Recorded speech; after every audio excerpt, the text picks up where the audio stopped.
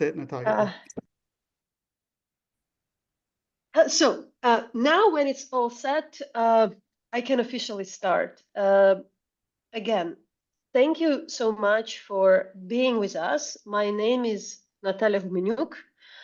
I speak to you from Kyiv, from Ukraine. I'm the founder of the Public Interest Journalism Lab, and our team within the Reckoning Project is working on the war crime documentation for the last 3 years. But at early stage, right on the early stage of the war, we were thinking how the memory of those crimes committed and atrocities could be preserved.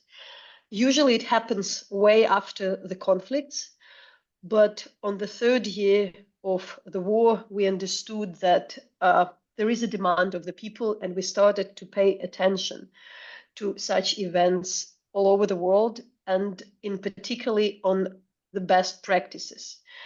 And while visiting different places, we also understood that the way the memory is preserved can heal the society, can empower the society, but also if you do it in, let's say, not the best way, it can create even problems and troubles. It can make society create some controversies. But also, even if you do something which is less controversial, there is always a chance to make a meaningless memorial, which speaks about nothing. And it also just can prevent creation of a better one. And in the course of the last year, I was myself, as a Ukrainian, privileged to be in Seoul, in Chile, in Argentina, and in South Africa, and met those incredible people whom you'll listen today, who actually very clearly understand how to do things in the way that it works for people the best. And their insights are so amazing that we decided that first we need to listen to them, we need to ask questions, and also the questions sometimes which you don't know when you visit the museum. Why you didn't do something, why you decided not to install something, why you created not a torture chamber, but the Museum of the Human Rights. And these questions happen to be essential. And we feel that we want to share it, but also during the course of these 3 hours to discuss, to talk, to ask. I also should say that this is not a conference. It's not a usual conference where speakers are just presenting their work. I encourage everybody to participate, be very open with asking their questions, really the questions you have. We will build the workshop this way. For the first 40 minutes, that would be the presentation of our speakers. Then there would be some follow-up, and the speakers as well would ask the questions, and then we would receive the questions from you. I see amazing audience. There are few people I know, a lot of people I know from Ukraine. There are people from abroad whom I know, but I also appreciate those who have no idea who we are but joined. And I hope to be helpful for all of you. Before presenting our speakers, I also should say one technical more thing, few technicalities on the questions. Feel free to ask questions in the comments if you want me to raise them earlier. Also, for the last half an hour of the first session, half an hour, and maybe a bit earlier, 45 minutes of the second session, we can let you speak and maybe tell something about your experience, raise the questions, raise the concern. I know among you there are practitioners, there are people who are working with the topic. And my final, really from Ukraine, we are all fine in Kyiv, safe and sound. But sometimes, rarely, there can be a power cut, a strike, or something. We have all the facilities to switch internet, to have alternative use of electricity or energy or something like that. So if by chance, since this workshop is run from Ukraine and Kiev, there would be a tiny moment when there won't be energy, the Zoom collapses, we will resume, I believe, in a couple of minutes. It usually doesn't happen, but that's our reality. So thank you again, and I'll introduce the first panel. But like, I introduce the speakers who are now with us first. So we will have María Luisa Sepúlveda, who is the founder of the Museum of Memory and Human Rights in Santiago de Chile. Tali, who is the founder and the director of the Johannesburg Holocaust and Genocide Center. She's a historian who lectures internationally on Holocaust and genocide. Verónica Torras is a member of the board of directors of the Center for Legal and Social Studies, but is executive director of Memoria, Abierta, the alliance of historical human rights organizations in Argentina, which are focused on memory projects and archives and coordination, but also runs the network of the Latin American and Caribbean sites of memory, something I wish we also have in our region. And later we'll be joined by Kerry Whigham, who is assistant professor of genocide and mass atrocities prevention at Binghamton University and the co-director of Institute for Genocide and Mass Atrocity Prevention. But also in Seoul, where it's very, very late, Hanna Song is waiting for her turn. She's executive director of the Database Center for North Korean Human Rights, which is the largest repository of human rights records on North Korea, who are now with us. And before passing the floor to Maria, I still would use my chance as a moderator to tell the anecdote why all of you are instrumental for this talk.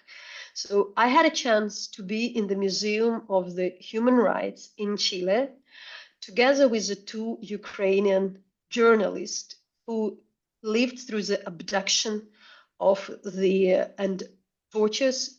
They are from the Kherson region in southern Ukraine. They survived the occupation, and we were there for the UNESCO conference for freedom of speech. So we had a chance to go to that museum just to see. And when they both came and saw that place, they exactly both say, we want that something like this exists in our town. They started to say, wow, the cells where we were held are totally kind of rebuilt. The walls are covered with a new painting. There is nothing already there after a year. But here, we believe this memory should be preserved. We walked through a couple of hours. It was difficult for one of the survivors to be there.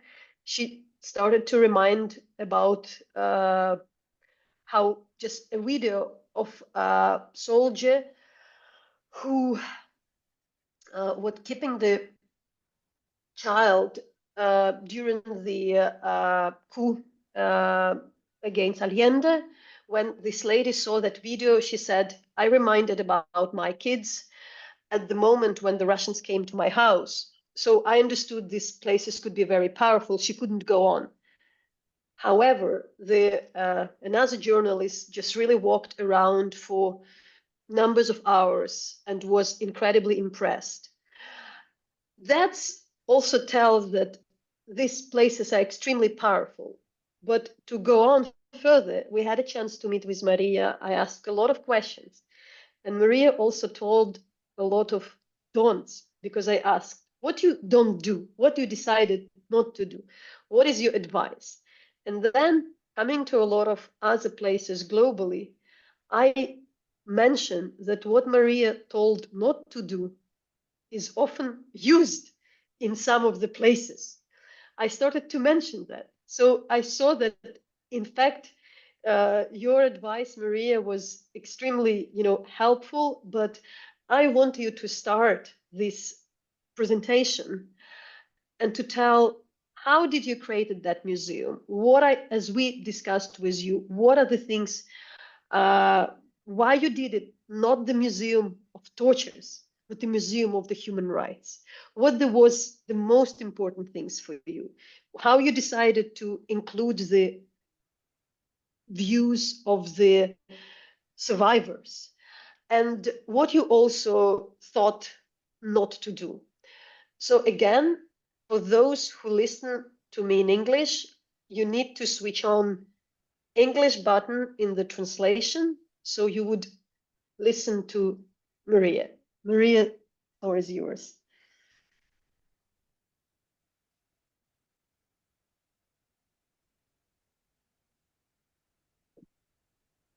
Yeah, Maria, you can start. María Sepúlveda. ¿Me escuchan? Can you hear her? Excellent. Yeah. First of all, I would like to clarify that the person who created the museum was the ex-president Michelle Bachelet. I implemented the decision that she took, just to be clear. I was granted that task. What I did, in base of your questions, I replied to them, to her personally, and I'm going to try to go through them one by one to try to add to this presentation. The first question has to do with how do you organize the structure to avoid politicization, and what can that provoke? To answer this question, one must ask, why is it negatively thought of, the relationship between the political discourse and human rights? The answer has to do with bad idea of having a political voice within human rights. In this latest time, this controversy has grown between those who have think about the centralization of human rights and those who think that the government is taking advantage of this view. It's natural that the defense of human rights is also done within political discourse, which is why it seems that the correct way to answer the question is, what is the healthy relationship between the politics and human rights? We have to make sure that it's not a bipartisan view, and that we don't repeat any mishaps as far as, hold on one sec. La manera... Ya, perfecta. Okay, we'll continue. The way that it needs to be organized, the organization of creating a museum to avoid politicization involves several variables. First of all, I can say that in Chile, this was possible only after the dictatorship was ended, and that the truth commissions allowed for the gathering of all this information. After 20 years of the transition, we were able to inaugurate the museum. Its editorial line was telling the story of the people based on the testimonies and their victim stories. In the case of a country at war, like Ukraine, it's very complex to even insinuate how to come upon this subject. There's so many variables to take into consideration, like the limitations on democracy and free speech, since this could affect the construction of the story. This variable is related also to the processes that the society is living, referencing these memories. And it's important that they're able to share their testimonies in reference to the first question. The second question that Natalie asked me was, what are the basic principles of the organization and location of the museum? In the case of Chile, the main editorial line is telling the truth. The first commission was in 1990, and then in 2003. The museum was inaugurated in 2010. The whole process took 3 years. The principles should be inclusion, diversity, promoting, and not closing down, to look for the relationships between the new generation, to promote the kind of society we want. The tragedies done to the human rights are not necessarily commemorated to empower them, even if they were the victims of society. We want to avoid generating that remembering these tragedies would create antibodies. So we want to make sure that the societies are ready to grant amnesty. We want to remember, to not forget, to repair the pain of the victims, and to make sure that the most vulnerable, that we learn lessons from those experiences, and to see what we could have done to avoid these things happening in the future, to highlight their experiences so that this experience does not repeat itself. There was a civil society that was part of the military government that also allowed for us to witness what allowed them to go against human rights. Resolving these dilemmas are a political issue, and politicians and should fall upon them, not the victims.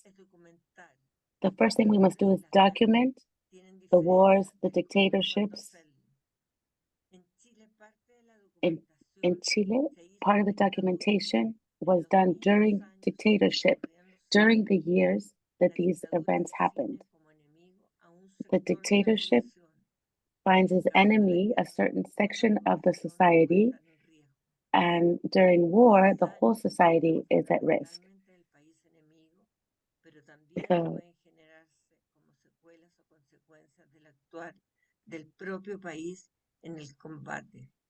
We want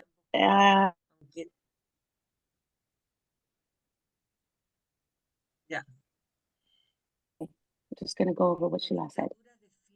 The dictatorship defines as enemy a certain sector of the population. In the case of war, all of the population can be at risk. The damages are beholden on the enemy, right? But it can also be generated with consequences within the same country that is in war. In both cases, although in different proportions, it generates victims, destruction of goods, and the safety of the people that affect the quality of life or the life of the combatants and the civil society.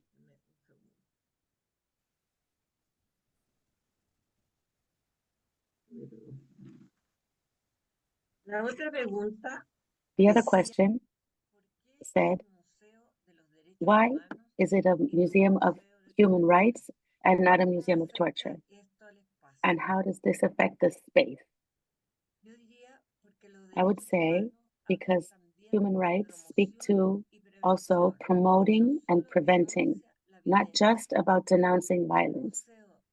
A museum of human rights also appeals to the solidarity, even in the hardest of situations where this might be fitting.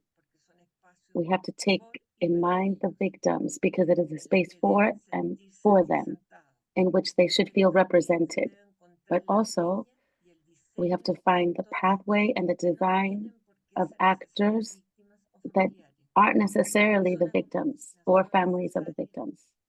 These are the necessary conditions in order to achieve intergenerational appeal that will give the possibility for this not to occur again, never again.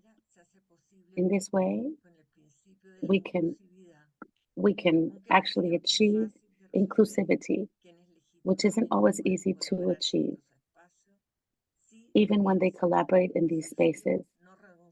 It is a challenge, but it is non-negotiable. The fourth question that was asked: what is the role of the victims and the survivors and the witnesses in the creation of the museum? And how much do we take in consideration their opinion?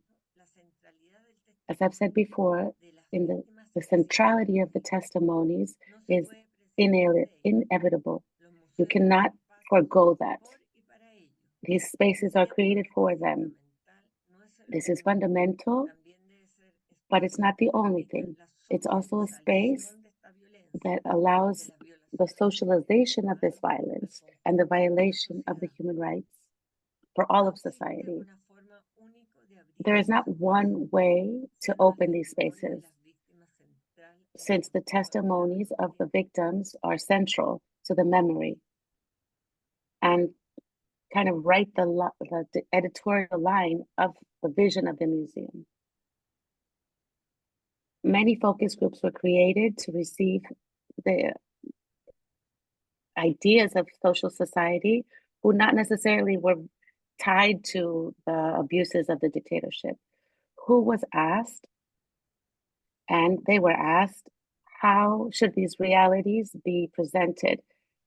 And the conclusions were that young people in particular said that they wanted truth to be told without the interpretation of the adults, just the facts, because they felt like all that they knew was always interpreted, not objectively, of history by adults.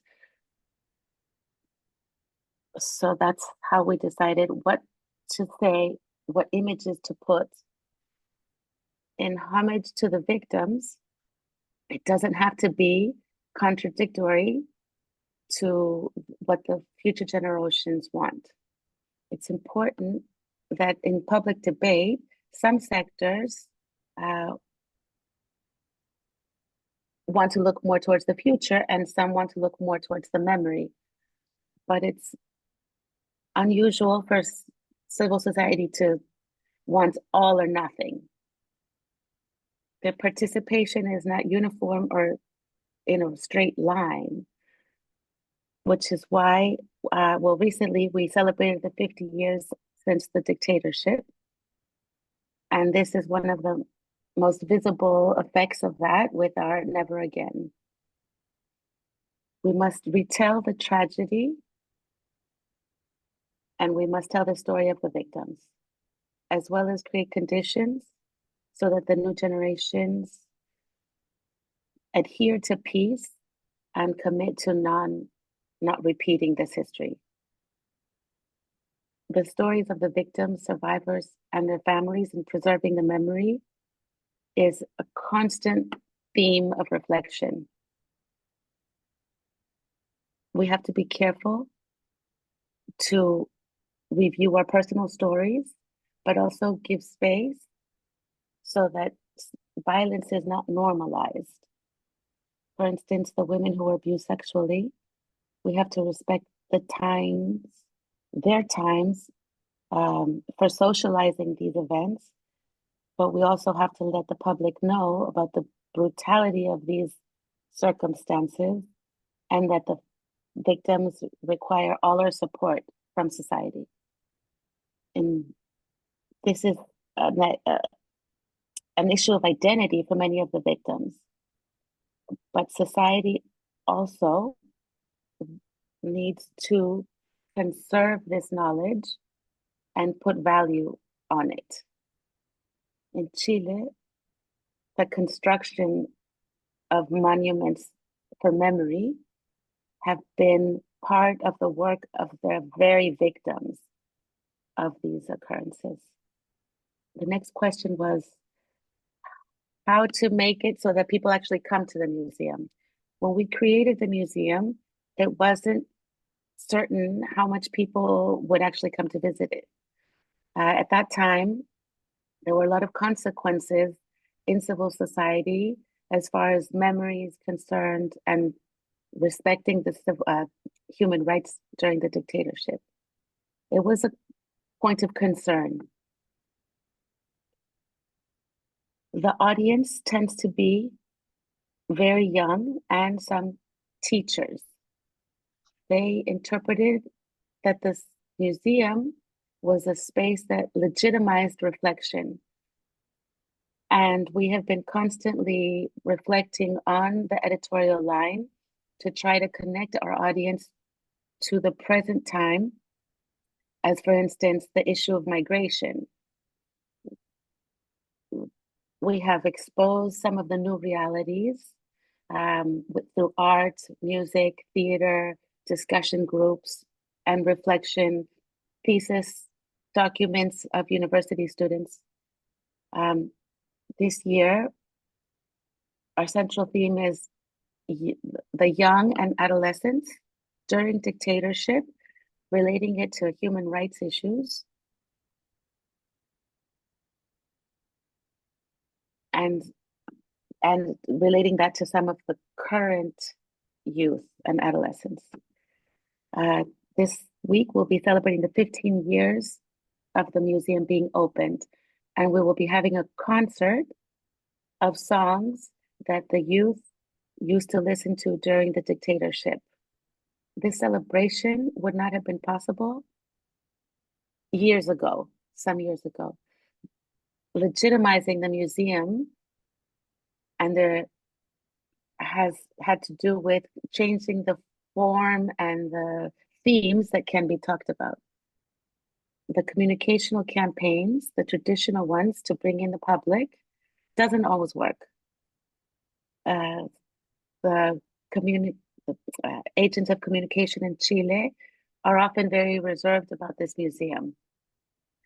Yes, we use the social networks, and that has also been an outlet.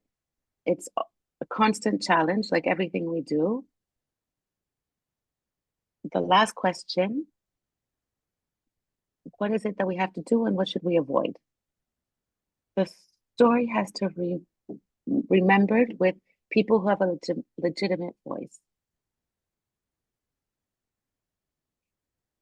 There's the disappeared, the combatants, the children who were disappeared, and different members of culture. The costs of the tragedy are many and deep. It is necessary to listen to the demands of the victims, not negate them. That way, society can go on healing. In the construction of the museum, it's recommendable to be in agreement of how the victims want to be seen and how to reflect on these things and these experiences so that this doesn't occur again. How to communicate intergenerationally so that it can be a repair for the victims and also for the new generations. It's important to give the information and give an objective point of view of the things that occurred. Not everybody receives information in the same way, but almost everybody receives it with respect, and that is the merit of the museum. Thank you.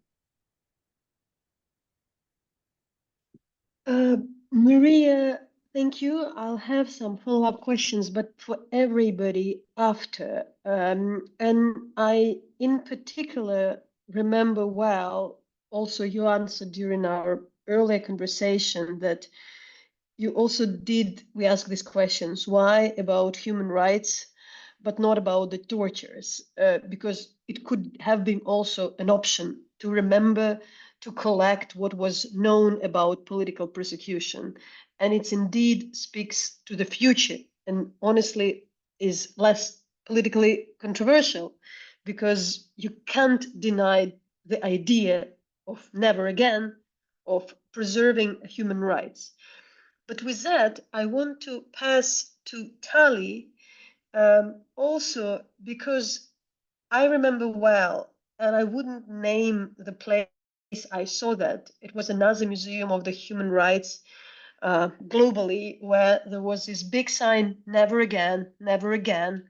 But it was, the story ended up somewhere in the Balkans, and it felt a bit ironic.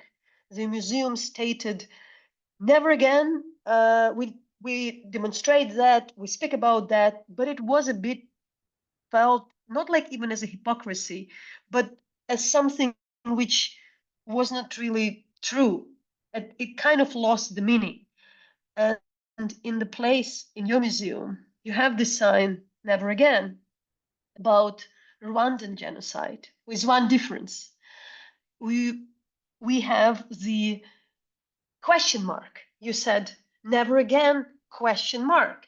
And that question mark totally changed my impression. I came puzzled from one museum in a different place, we won't tell, but you've given the answer that we can treat, we can reflect. So Tali, just also follow up about your experience. Thank you so much, Nataliya, and lovely to see so many interested people in this topic. We had the pleasure to have Nataliya with us in the end of November here in Johannesburg, and we had lots of conversations also with Hanna Song about how do you create a museum that has meaning? How do you do it? And you gave the one example about the never again, that we all the time, it's one of the philosophy, never again, again and again. You know, we use the Primo Levi, survivor of Auschwitz. We are commemorating the liberation of Auschwitz this month on the 27th of January. And Primo Levi, that survived Auschwitz and wrote so many books, says to us, it happened, therefore it can happen again. This is the core of what we have to say. If it can happen anyway. And that is some of the philosophies that we had. And what I thought to do with you in the next few minutes is to look at some of our thinking, bear in mind the questions that you asked us, but also to speak about South Africa and about some of the challenges that we are facing and how in the continent of Africa, speaking, for example, about Rwanda, and I'll speak about that as well, how do you look at our own past? I will share PowerPoint, so hopefully that will bring you directly to South Africa, and hopefully you see that.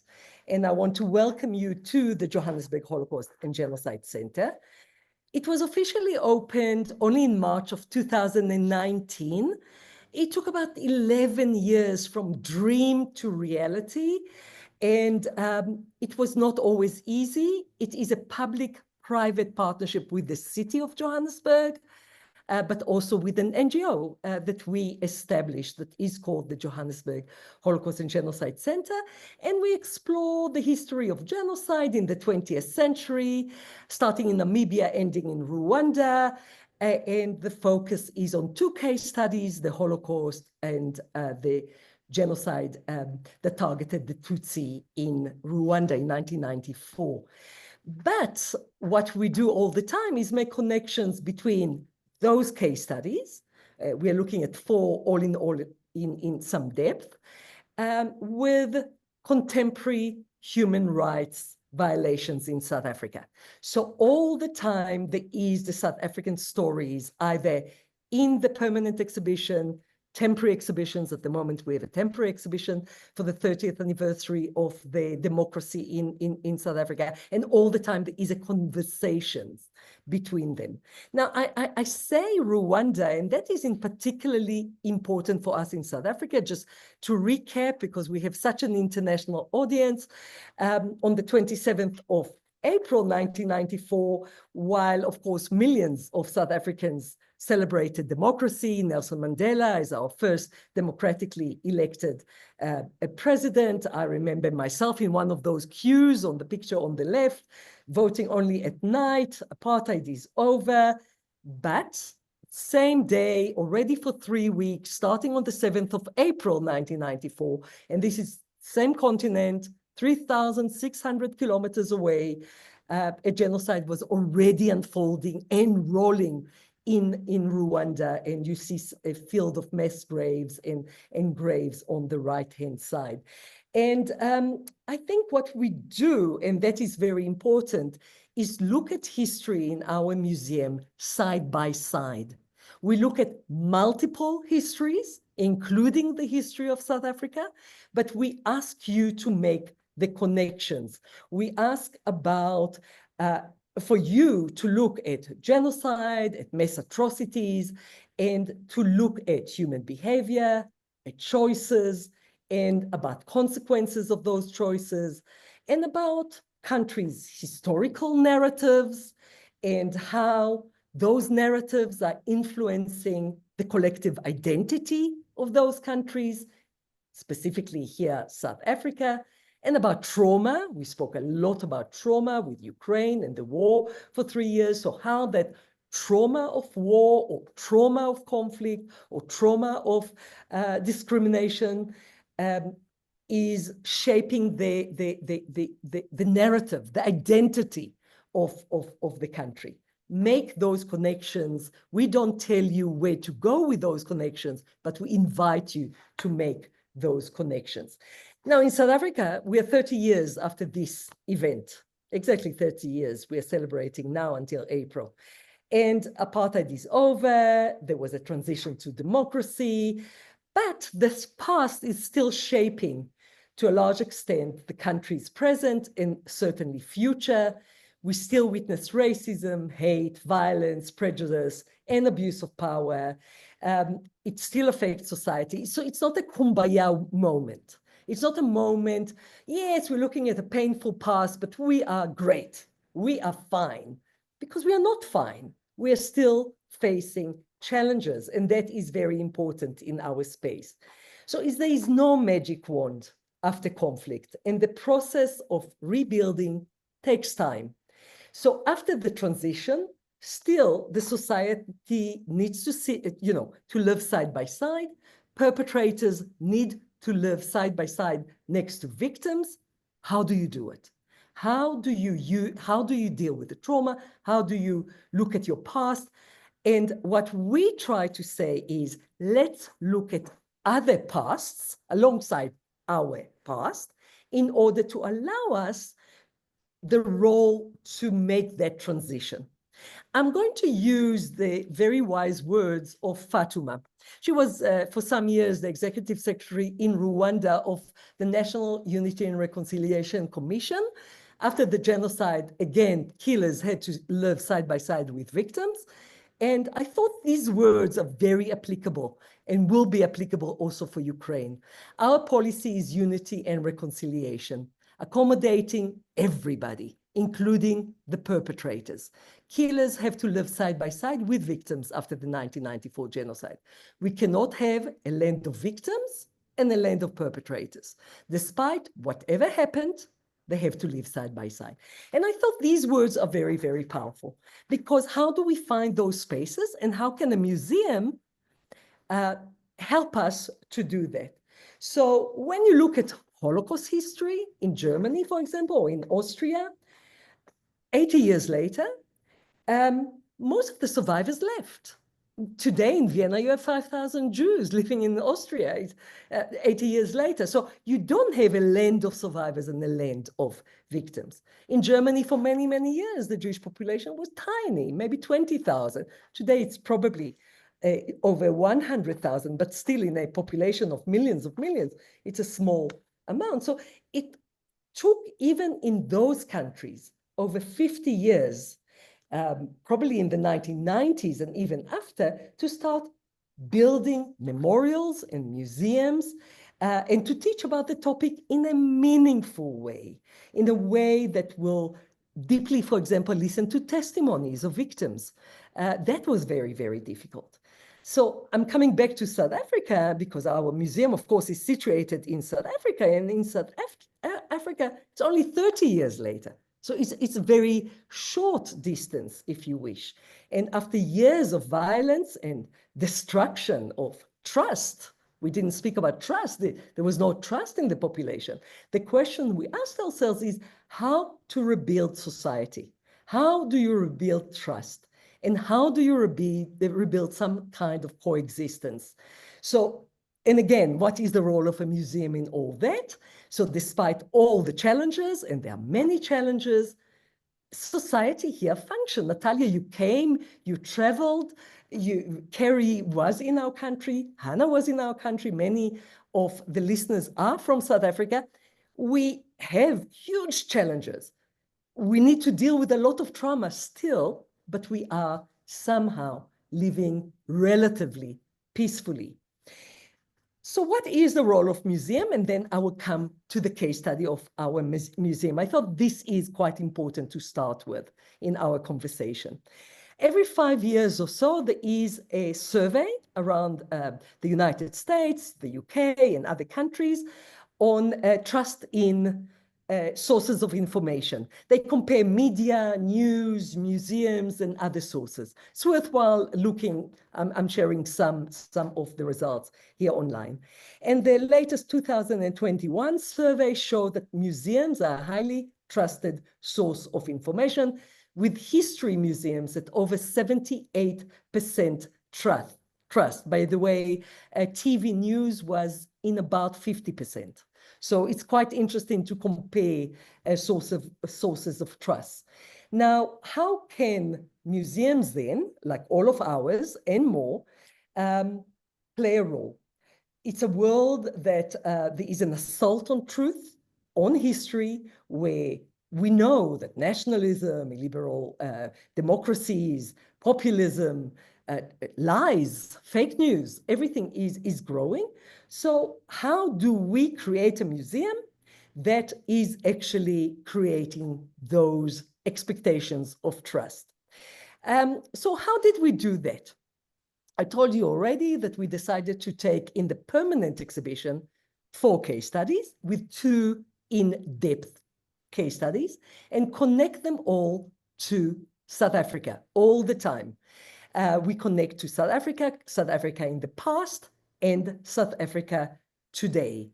In a large temporary exhibition space upstairs, even larger than the space of the permanent exhibition, we feature different exhibitions. At the moment, we have an exhibition about South Africa, Rwanda, and Bosnia-Herzegovina, looking at the 1990s as years of transition, and 3 case studies of how these societies looked at their past. And we have other exhibitions as well.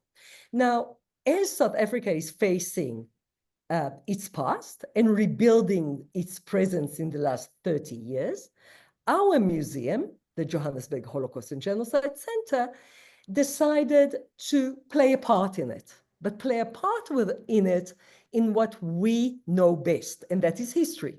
I'm a historian. So we use history. We use different histories to do that. And history and lessons of mass atrocities, of genocide, of crimes against humanity around the world are used as an entry point to reflect on ourselves. We can reflect on colonialism, we can reflect on apartheid, we can reflect on racism or othering, on homophobia or xenophobia, on gender-based violence, and many, many other things. And especially that the South African society is still struggling to speak about our own history.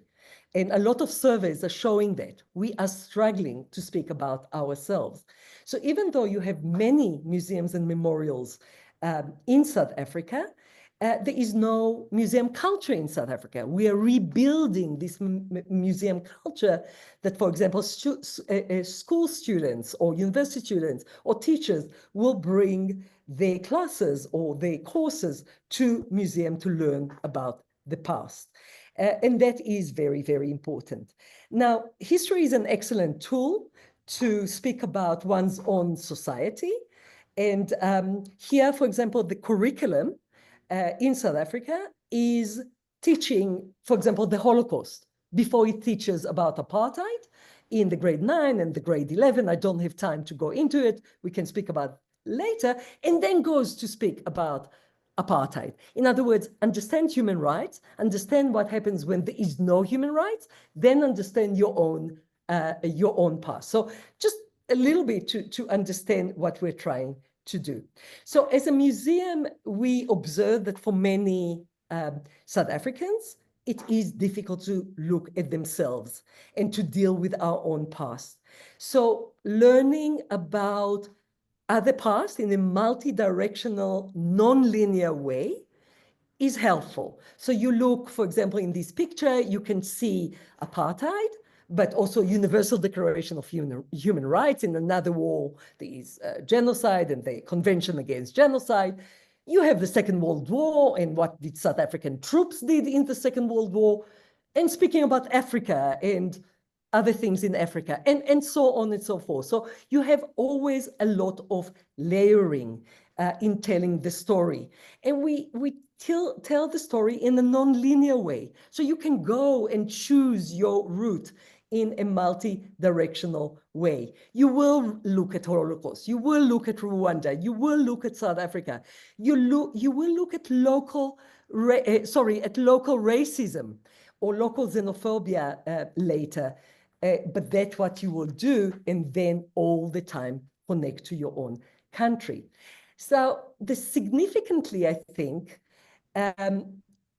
what was important for us was to bring the story of women.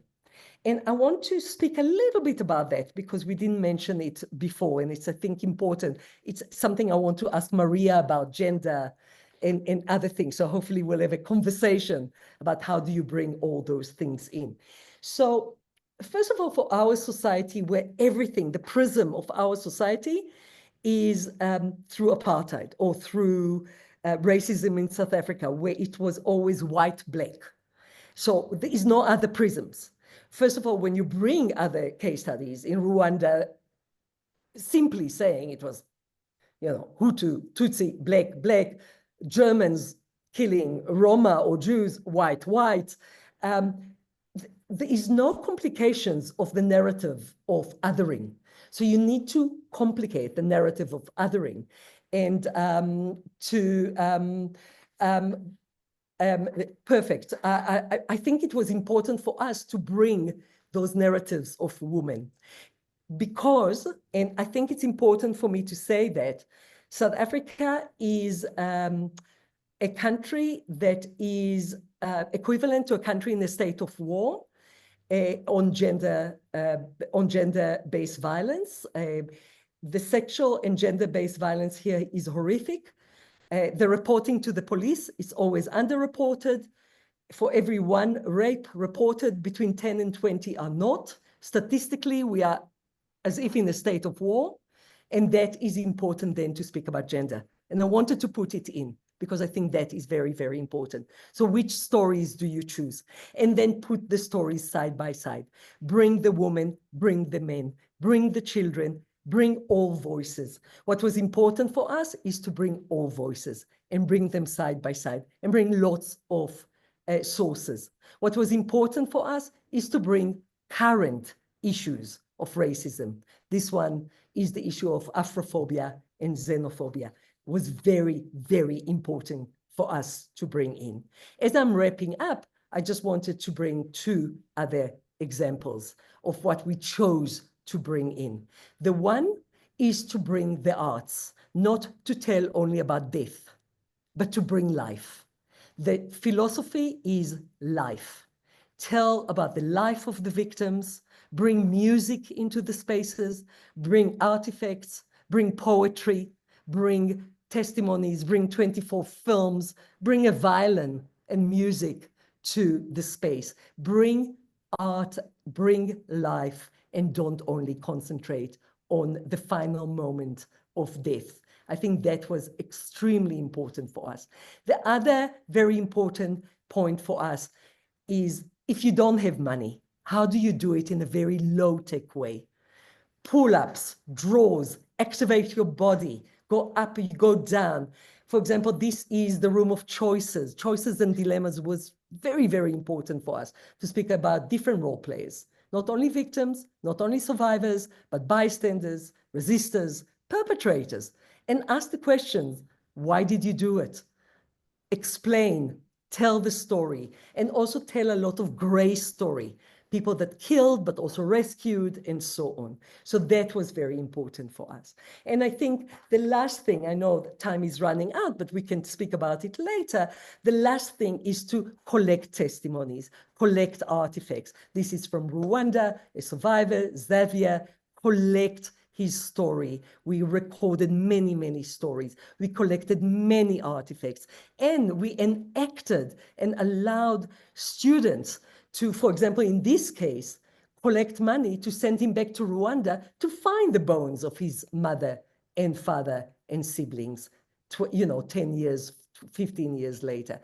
And also with these stories, create temporary exhibitions that can go with different programs to other countries in Africa that don't have the privilege to have a museum such as ours. So the role of temporary exhibitions, not only to have a museum in Johannesburg or Kiev, but to have the temporary exhibition that can travel around. So just to end with the thought that in a way, what we want to do is a center that has multi-layered approach of past, present, future, the voices of all role players, the dilemmas and choices, and all the time make connections to ourselves and to today's world. Thank you very much.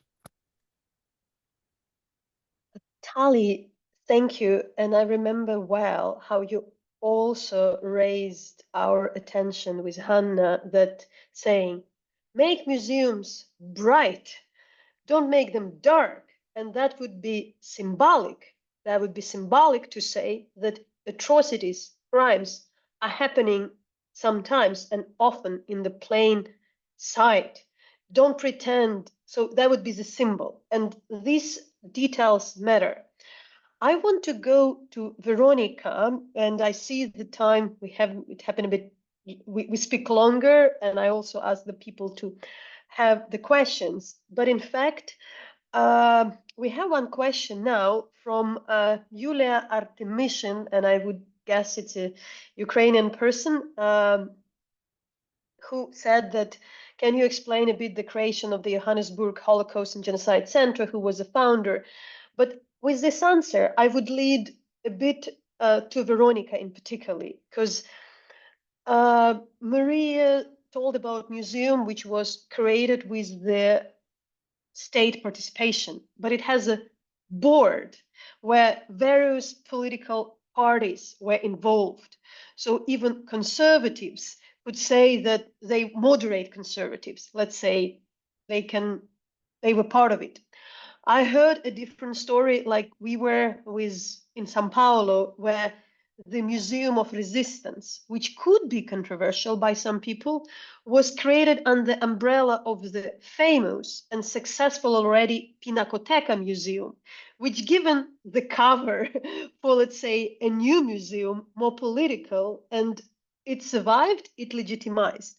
In some countries, there are museums by state.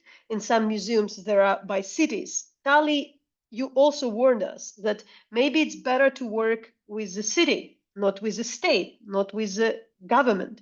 In some cases, you have examples where, as in South Africa, the casinos were established, but they needed to pay some particular money and taxes. So the Museum of the Apartheid in Johannesburg is partially till now supported with the money of the casino, which, for us, it's very unusual. But I want to give a floor to Verónica, because Argentina, I think globally, for me personally, for us, is a fascinating example. I should also tell, using my right as a moderator, this year within the Reckoning Project, our team came to Argentina, and the Ukrainian survivor of the tortures from occupied territories submitted a criminal complaint to the Federal Court of Argentina. With this Ukrainian man, we visited some of the memorials in Argentina. We talked of some of the founders of the memorials. And we also later understood that there is a unique experience of Argentina in the whole Latin America. The trials have happened. Contrary to some of the countries, you have human rights section almost in every publication. The Argentinian took the narrative of human rights as not as a marginal, as an important one. It's a part. The prosecutors are celebrities. There are many museums. There are famous organizations. But there is always the risk that these things can be politicized and the new president can start the war against particular, groups of people, can fire employees of the state museums, including the museums of the human rights. So can you tell and maybe warn us about, first of all, how Argentina was capable to make the human rights not just a marginal thing for the human rights defenders, but something that the major newspaper has human rights journalism or human rights, rubric, but also what are the risk if it goes too close and it's, it can be then instrumentalized. Thank you, Veronica. Veronica, you can start in Spanish. Slight note to the listeners. If you mute original sounds, you hear translator a bit better. It just technically a bit clearer sound. If you a bit struggling with the translation, I think it works both for Spanish and for Ukrainian. Yeah. Veronica.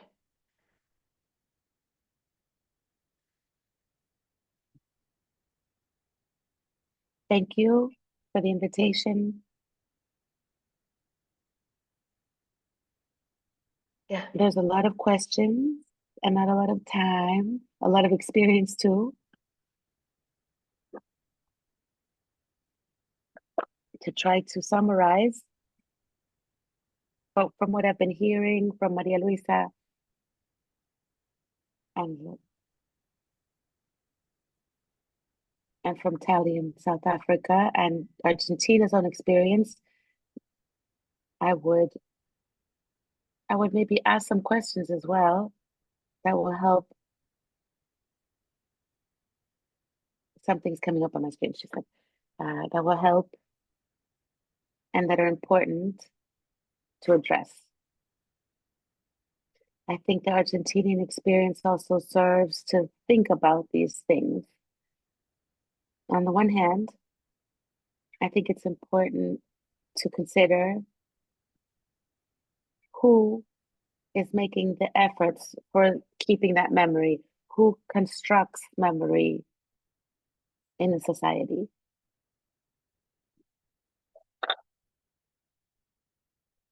And the experience in Argentina and in Latin America in general, what it shows us is the biggest efforts of constructing memory during many years was done by the victims' collectives, the organizations of victims, also of human rights. The organizations that worked with initially worked towards constructing a truth for understanding what had happened up against the state that negated what had happened. There was an effort, a very big effort on behalf of the organizations to document what had happened. This effort of documentation that maybe they didn't think it was necessary at first or didn't think of it as a memory project. They thought of it as an ally project and to try to understand what had happened in the context of the latest dictatorship in the case of Argentina. They were thinking of it as a way to denounce, to understand and denounce the human rights violations. And in order to denounce them, you had to document them. You had to listen to the victims and the families of the victims. It was necessary to systematize all this information. It was necessary to cross-reference that information from other organizations that were picking up more information. All that job, all that work allowed, on the one hand, to be able to legally sue the government, so that the government made an effort to actually recapture this information and to do justice for the people who had suffered, and especially for that memory. In Argentina, the memory really aspect of it came towards the end. First, they had to reconstruct what happened. Then the truth was demanded of the state. And this is where the commissions of truth were key, and in Chile as well, but they were key in all of Latin America, because the truth commissions demanded recognition on part of the state of what had actually happened. In the case of Argentina specifically, we had the ability to do justice for the victims. And this was also a very important piece of the process, because giving justice to the victims allowed reconstructing the truth and eventually reconstructing the memory. Many of the sources from which we got as a society, we were able to construct memory. There were different processes in social society and within the state, as civil society in general terms, not just the state or the organizations of human rights, but also investigators, researchers, university professors. There were different efforts from different parts of social society to reconstruct what had happened in the case of Argentina specifically. What I said at the beginning was, who makes memory, especially for what you guys in Ukraine are thinking about.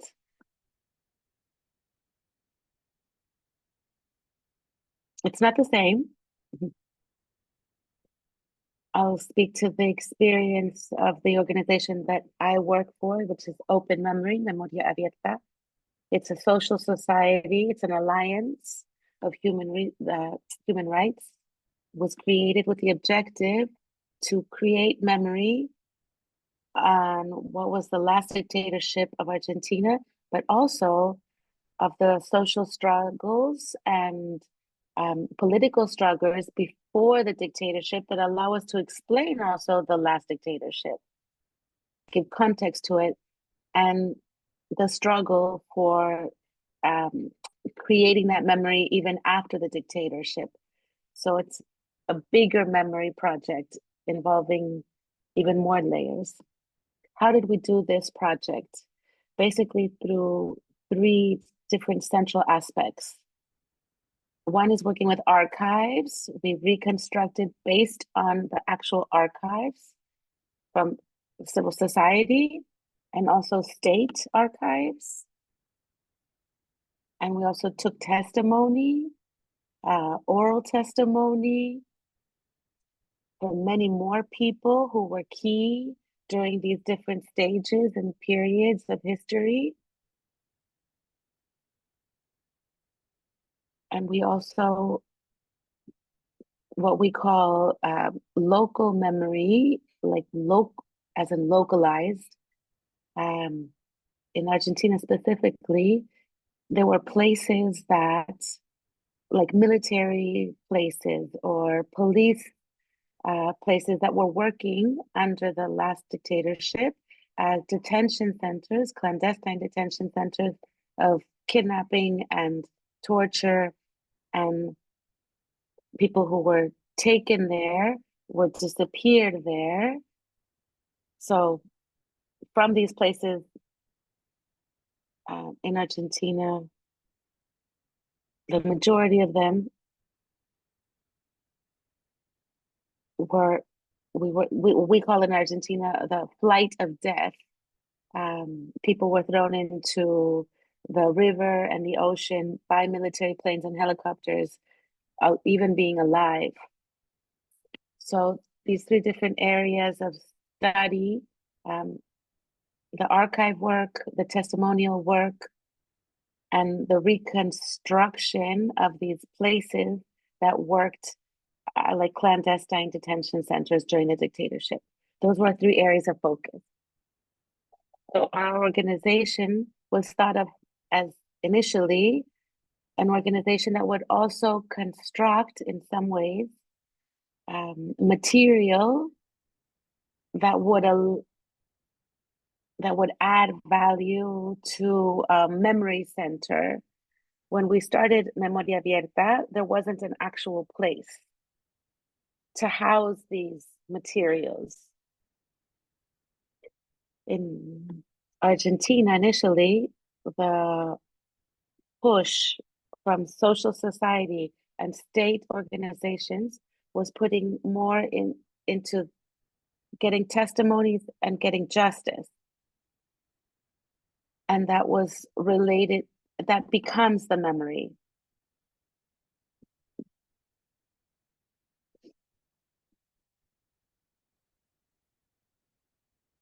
So the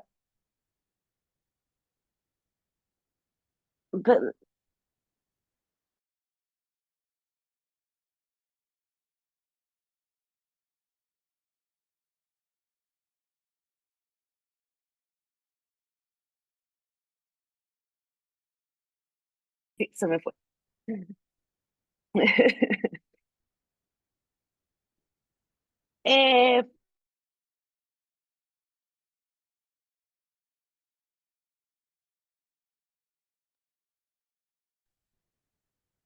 I think we don't hear translation now. Do you hear me now, Nataliya? Yes, now we Okay, do. okay. Yeah.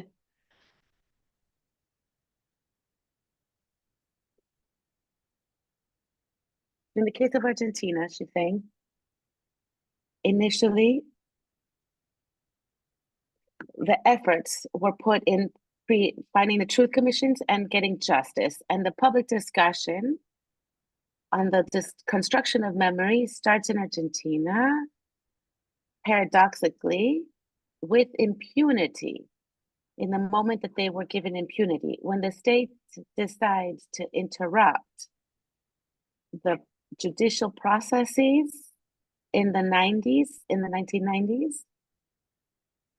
between 1990 and 2000, social society, also as a form of resistance, starts to build and demand memory as a form of putting on the public debate, in the public discussion, that which was being stripped away from public discussion through public discourse and political desires to give impunity to the assassins and perpetrators of violence. So it was a strategic resistance of civil society, this impulse to gather memory, create memory as a tool, as a resistance tool, as a tool of struggle. And Memoria Abierta, this organization, is created in this context, in the context of the impunity that was being granted. So it's not a casual happening, but it occurs in this context. So the human rights organizations at the same time start to sue the state and demand a reopening of justice. And through many different strategies. Civil society tries to sustain this demand for justice by suing them internationally, and suing them for justice nationally, but also demanding this political aspect of memory, recuperating testimonies and spaces. In the case of those clandestine detention centers, to expose them and find what happened there, and find specific places that commemorated these situations that hadn't been considered before as places of repression. So Maria Luisa had talked about this a little bit, and the South African colleague talked about museums that were created, that were not created in a space that was before used or associated to the traumatic events that occurred. So there were new, basically, buildings. Nataliya also talked about this at the beginning. So we have both experiences here. Spaces of memory created that are actual. So there's the ones that were created, and then the ones that are kind of the footprint of the violence that occurred. Generally in Latin America, they are places that are recovered. The spaces for memory are recovered from the state that were used during the dictatorship or the armed conflicts. And then inside those spaces, there is a project, a memory project constructed there. They're like resignified, if you will, to have a different social meaning, and antagonistic meaning than they used to have, or what occurred in reference to what occurred there. So these are two different possibilities, and they both exist. And you have to see, in the case of Ukraine specifically, what is it that best suits your own people, the interested parties, and the interested organizations when moving forward with these initiatives. What is more significant for you all, and for society at large. Both experiences have worked, to put it in some way, but they are different ways of moving forward.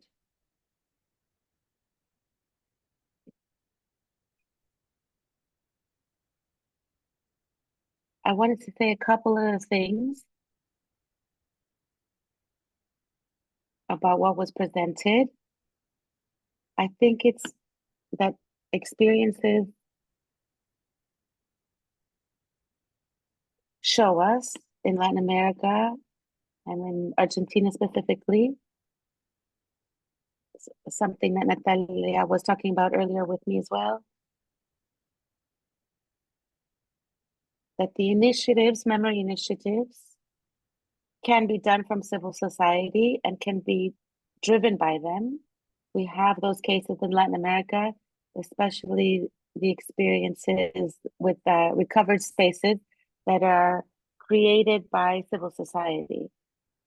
So not necessarily the state will always have the generating role of these spaces.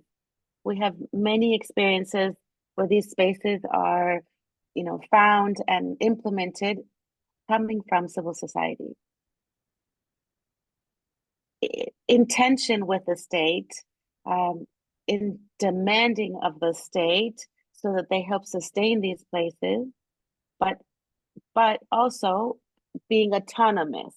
So civil societies maintain their autonomy in the creation of these spaces. We have spaces that are created and that are managed by the state on different levels, state level, national level,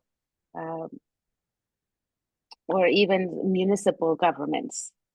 We have all those experiences in Latin America, specifically, and in Argentina particularly as well.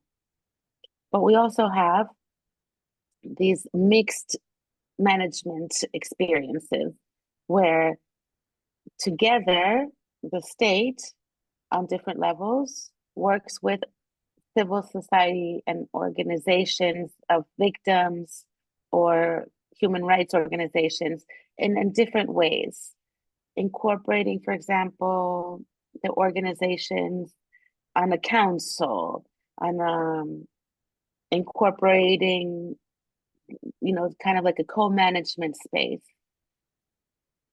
In Argentina, for example, where Memoria Abierta works, it's a mixed experience. It's a space. The locality is an old detention center in Buenos Aires during the last dictatorship that was recuperated to make a space for memory where the management the national government participates, the city's government participates, and human rights organizations. And the decisions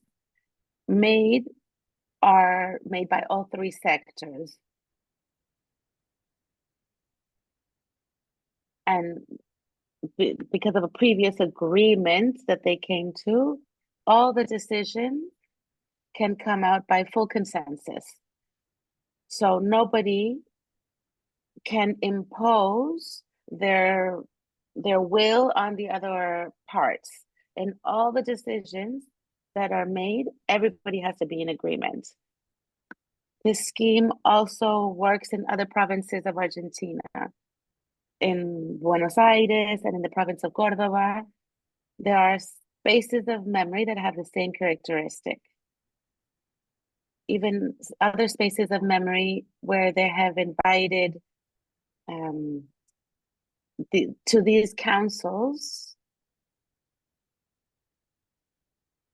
representatives of different political parties. So they're all experiences that are very interesting and that show that it's possible to create these spaces, and there's many ways of doing it. There's not just one way. There's many different ways to create these councils. And it's also important to highlight that it has to do with your country's political and histories. What are you dealing with? What are you memorializing? Who are the actors?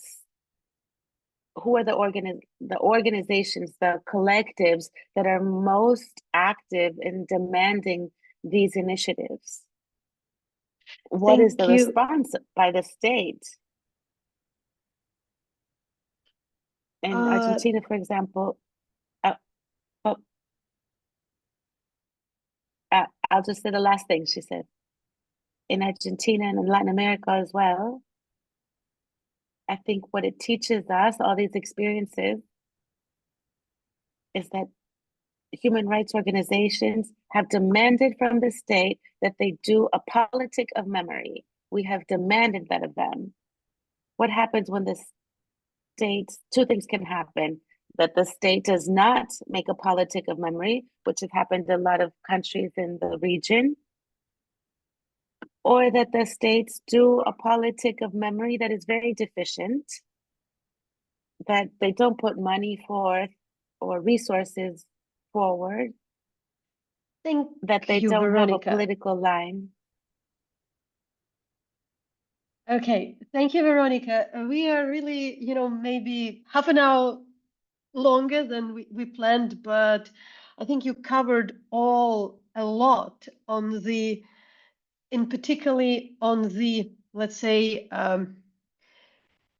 level of what the idea of the role of the museums. There is one question which is in the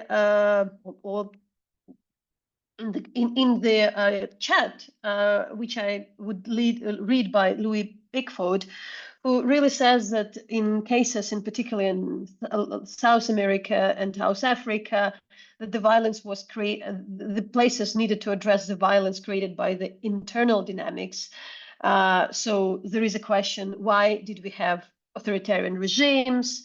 Can we prevent that? But in Ukraine, we speak about the external actor. This raises a different questions, in particular about the concept of the never again, which seems to be more complicated. But I want also to address that before my question, that and also Tali partially mentioned, that survivors should need to live with murderers. For us, it's lesser questions because we have a foreign occupation. So actually, we hope we won't live together. At least we would live, but as neighbors, but not in the same place, which looks as if Ukraine has lesser political questions. And I probably want also to answer maybe to the question which can arise in the audience. Why we in Ukraine talk too much about politicization, all these structures, how museums is run. Honestly, at this stage, I am less afraid of challenging the history, challenging the narrative or controversy. But we would know that extreme heroization, overdoing of some events, creating a narrative instead of having a factual story may already create the tension. We already see that people can say, why these people are running this museum? Why not that people running that museum? So there is always a different way. Somebody can be offended by something and then they would have a problem with the state. So controversy, any controversy can be there, even if there is no kind of controversy over what has really happened about the facts. It can be seen that this memorial is too colorful. It's too positive. It doesn't show the whole, atrocity. There was a great phrase told to me by the founder of ESMA, which is one of the major memorials and former prison in Argentina, who said that the place should be comfortable for uncomfortable and uncomfortable for those who are comfortable. We have just 7 minutes, even 6 minutes before we go to another part, and then we would go to questions. But I want to use this opportunity for Tali, Maria, maybe Verónica, shortly address very practical things. You all talked about the ideas, about the sense, about what this museum brings. But how about practicalities? Should you build a smaller museum rather than the huge one, small inside of the center, close to the all important places, rather than a big memorial outside of the capital where nobody goes? Can it be bright? Should you make a cafe there? Or somebody would say, how you can have a cafe in Bucha, in place where people were killed? So my question is now, maybe Tali, you will start, and I'll ask a couple of questions, or we have 5 minutes for that before we go. What do you need to do? What are the practicalities? Because museum director is not just historian, actually somebody who is running a house, a place, a residential building. You need to care about beauty, but comfort, but other things. Yeah, and I'll answer in 1 minute, really, to say that when you, and I would love to answer the other questions, but maybe later on we will have more time because they're excellent questions, all three of them. But to answer very quickly, when you build the museum, whatever decision you do, who do you partner? Where is your money coming from? How does it look? What stories are in or what stories are out? Do you have a cafe? Do you need storeroom? Do you tell enough women voices? Do you mention the perpetrators? Should we understand what's their motivation? Can we look at society? All those questions, content, looks, where, when, what, and how, all those you have to think about. And that's the reason it took me 11 years to build the museum. Maria, I have practical question. Your museum is situated in the very popular junction where you can come into it from the subway station. So you don't need to make a lot of effort. Can you tell what's important so the people who do not care about human rights or who say it's too sad experience to go to a torture chamber, how you bring them inside? What are the practicalities?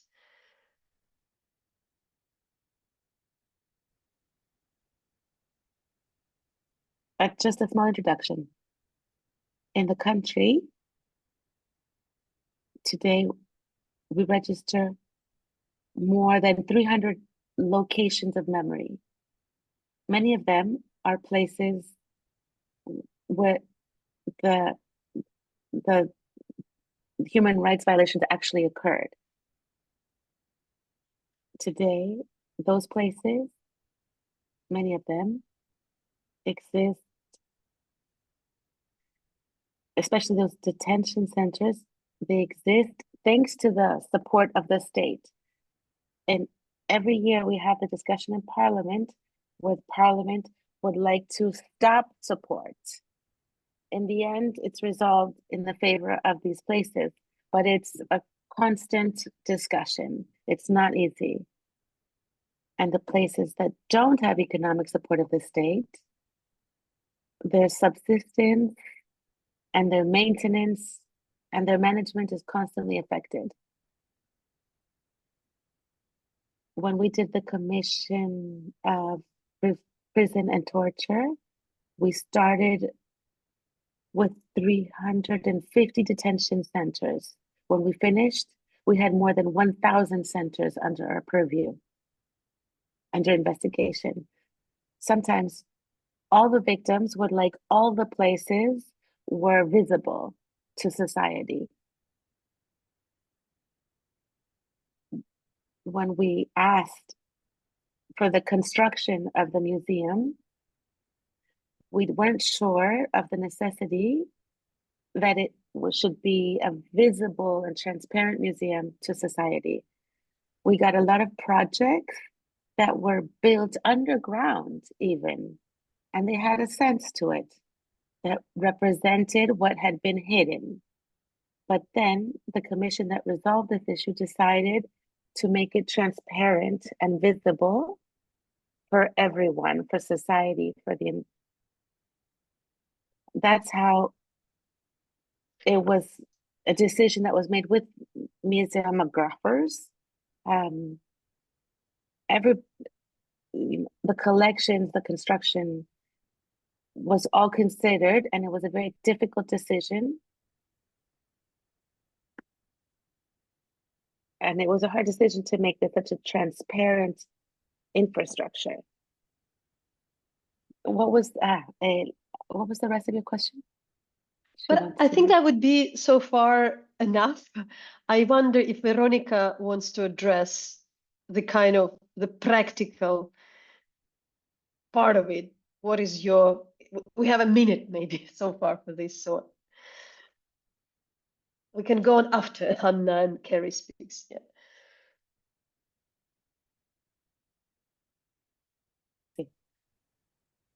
Yes.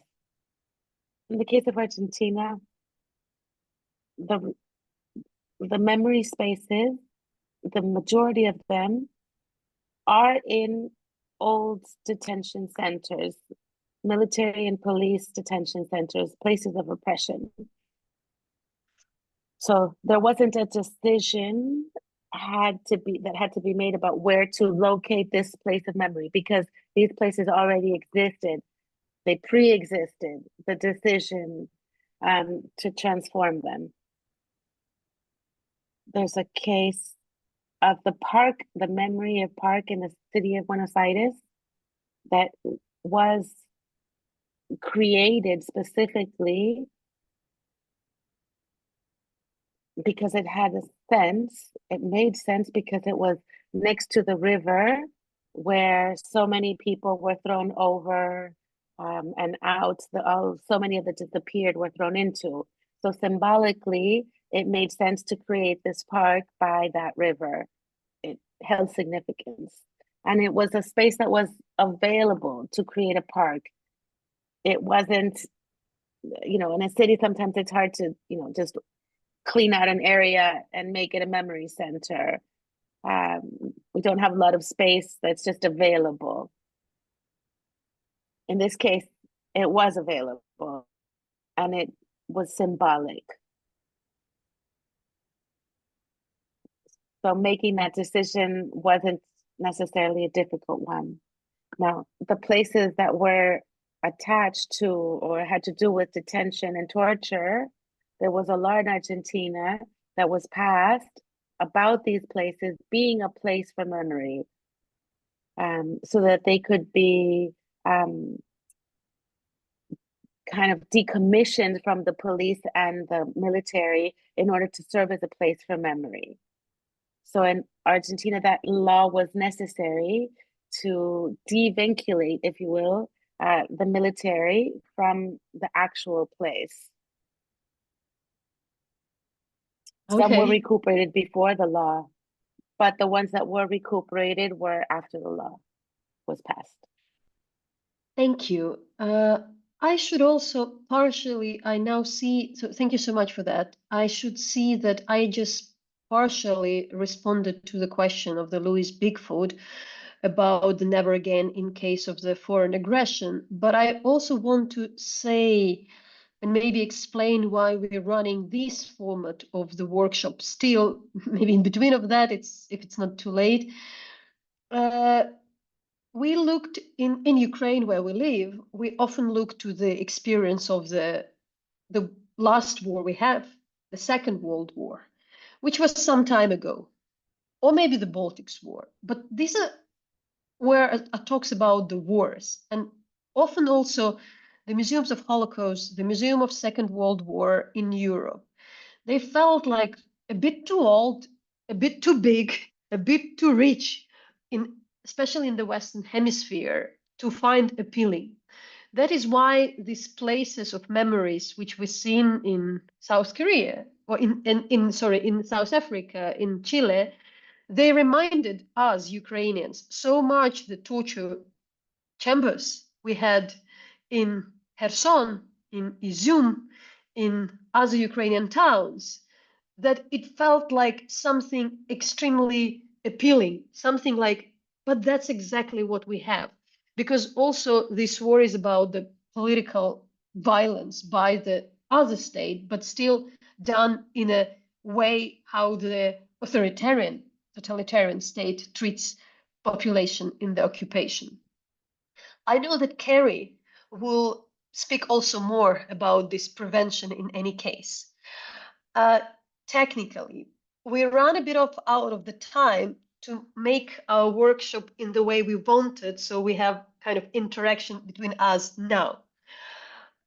But we'll let the others speak, and after that, I won't ask the questions.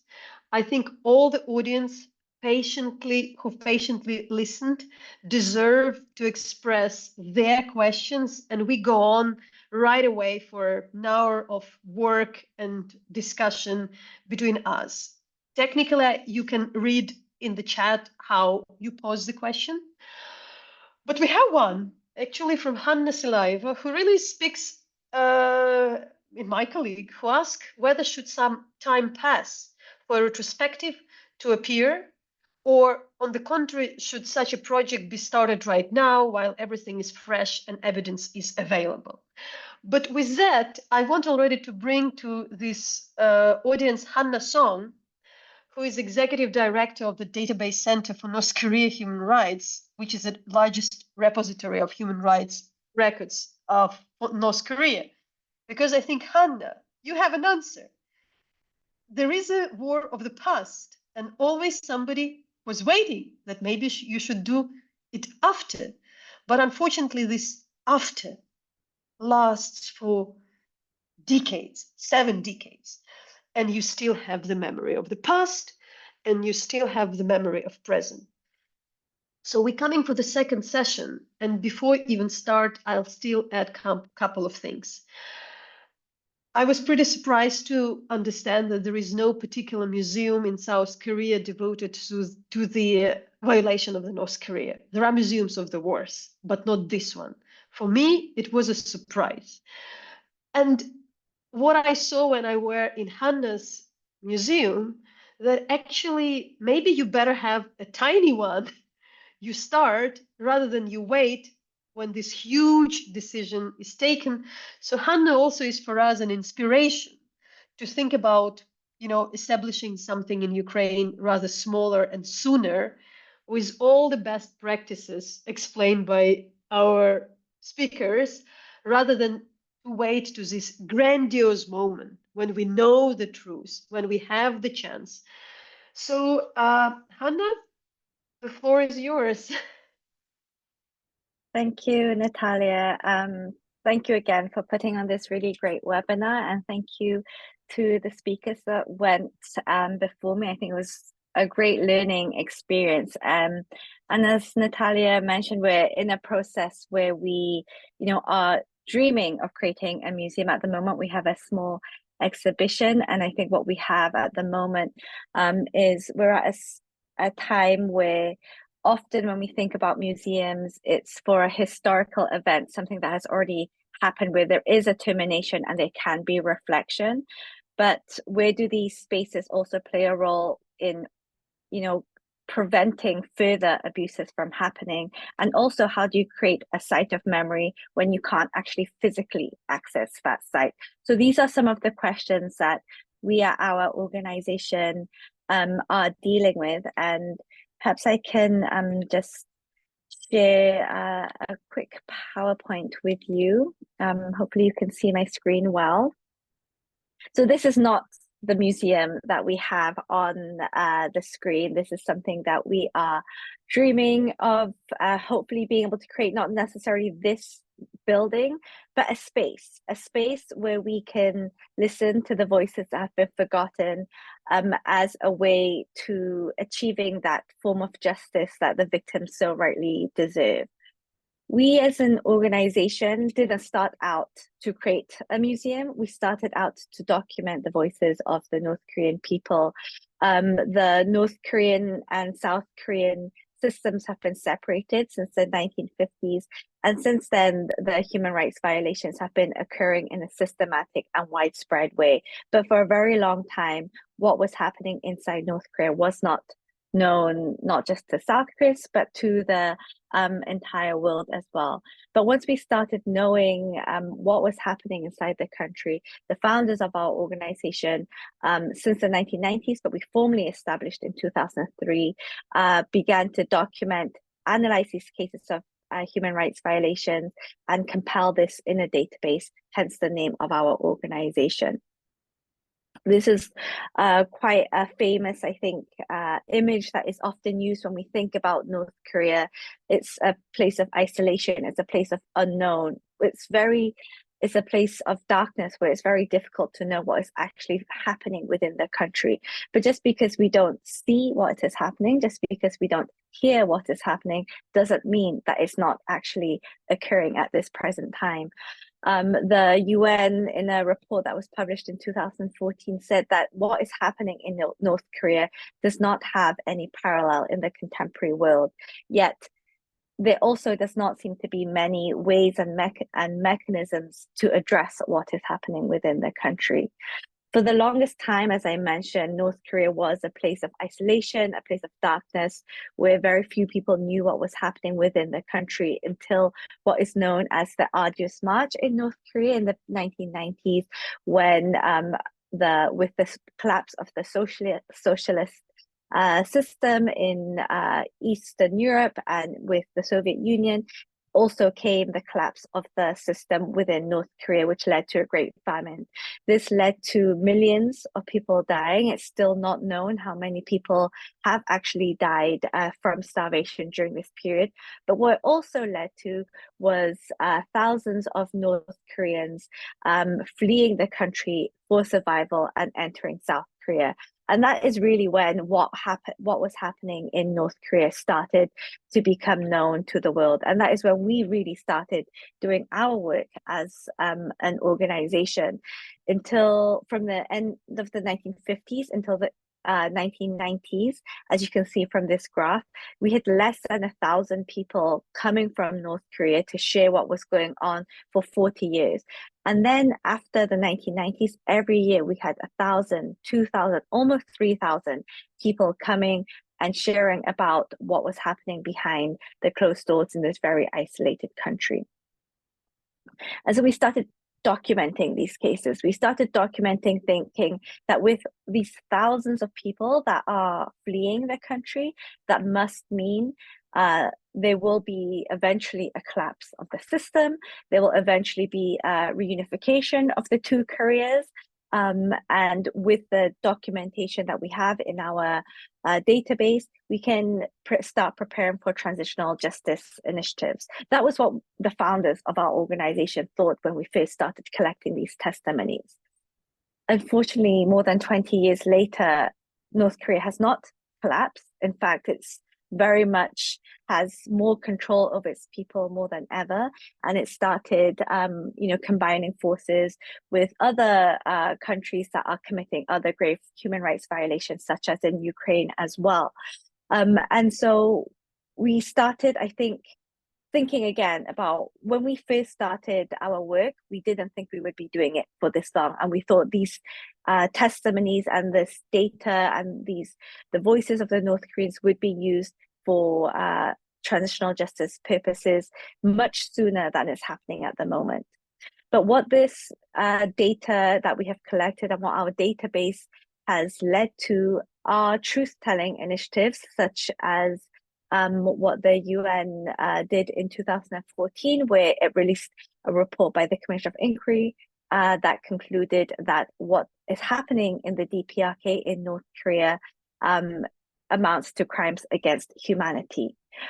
And while it has been acknowledged by the UN and by many member states and governments that what is happening amounts to serious crimes and crimes against humanity, what the focus has largely been on is an emphasis on criminal accountability. And so that was something that was, also going through my mind when our colleagues in the first session was speaking about how the museum has played such a central role in listening to victims for different types of justice. For our community, the focus has largely been in the judicial element. But we also have started seeing that there are major obstacles there, and that's not the only way that justice can be achieved. 10 years on since the Commission of Inquiry report was released, North Korea's human rights violations are still occurring. We are still having human rights resolutions passed every year, but yet the North Korean people's voices are still not being heard. And that is why we really believe in the creation of a museum as another form of justice for the victims, as a way to actually drive forward more attention on the issue and to also drive forward different forms of accountability. We don't believe that the museum is the only form of accountability, but also do we not believe that having people stand in front of courts is the only form of accountability either. What we're really driving forward for is this holistic approach. Different victims will want different things. Different survivor groups will want different things. How do you also, as Tali mentioned, share the voices of different perpetrators as well within the different systems, and looking for different mechanisms in which we can address such a wide range of human rights violations that have been occurring for such a long time is where we're at the moment, and where we believe a museum can play a really large role. Something that Maria had said in her opening statement really stood out to me as well, where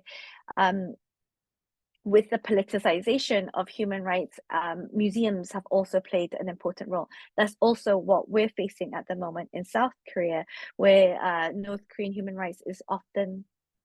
Hanna, I ask you to slow down a bit for translator. Yes. Okay, sorry. Yes, Thank I'll you. definitely do that. Okay, yeah. Sorry. So for us in South Korea, North Korean human rights is a very politicized issue as well, where with every change in administration, what we see is also a completely different approach to the issue.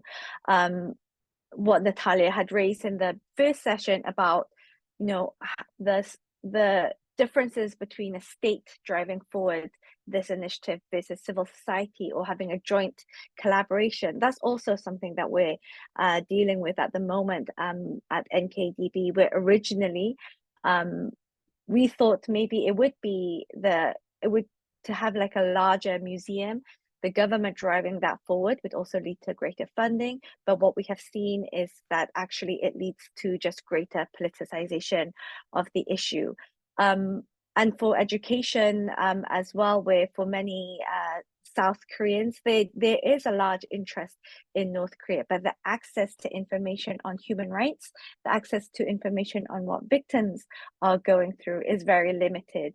And with what they can access when it comes to North Korea is very much limited to the security issue with what is going on with the nuclear weapon development.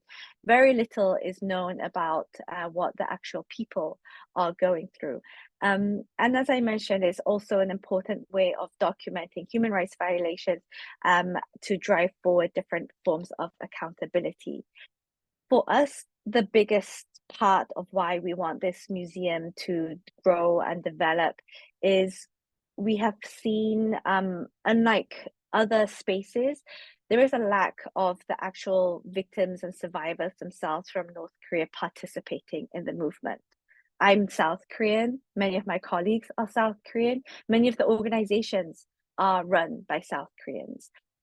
And yet there are 34,000 North Korean escapees who have not yet found a safe space to be able to share their experiences, and often think that and are afraid of the politicization of the issue, and are also afraid of what will happen if they raise their voices. And so having a platform in which they can see how powerful their voices can be, but it can also be a healing tool as a form of reparation and rehabilitation is what we hope for our future museum to do. What we started off with as a small civil society organization with limited resources, limited space. We first started off with an online platform. We have a archivium of North Korean human rights, where we have created different digital exhibitions where people can put themselves in the shoes of different North Koreans, can also read about the history of the North Korean human rights movement. We also have started doing pop-up exhibitions and galleries, as Tali mentioned, understanding the power of art as a form of storytelling as well.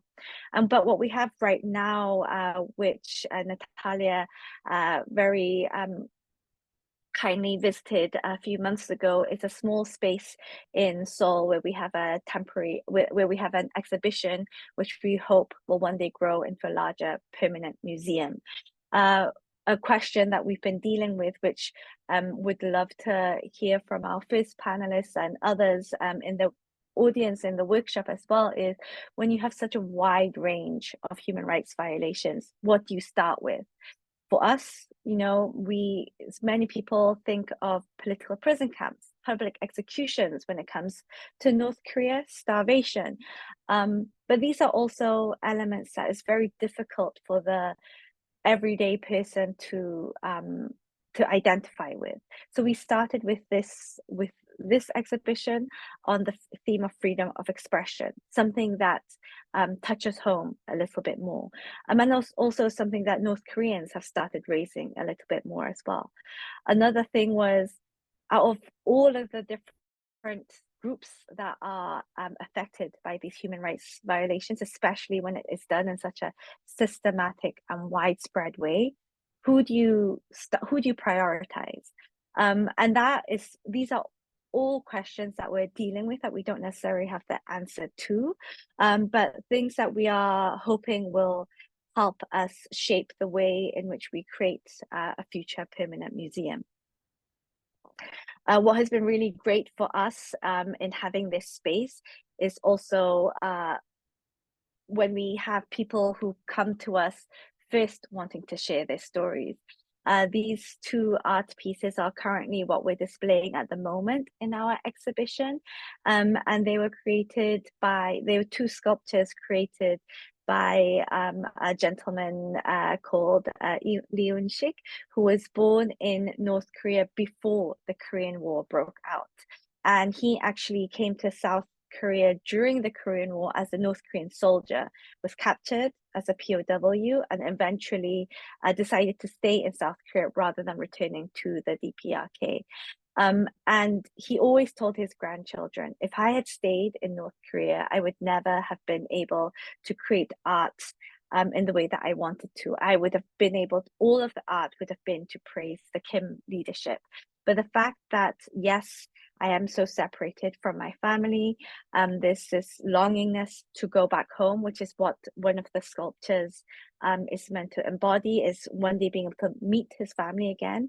He also expressed, the joy of being able to turn this sadness and longingness for his family into something beautiful.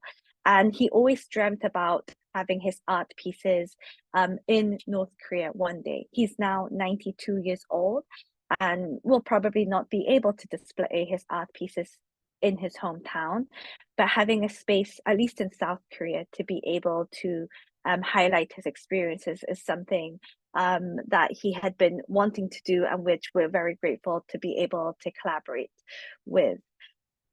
For us, the museum is not just a space to commemorate what has happened, but for us, it's a way to generate change as well. We believe that having this space will bring more awareness to the issue, will bring more empowerment to victims and survivors to raise their voices, to also be able to gather more evidence for future criminal accountability opportunities.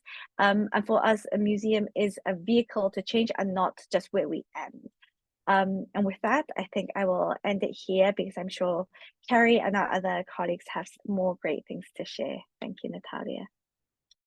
Thank you, Hanna.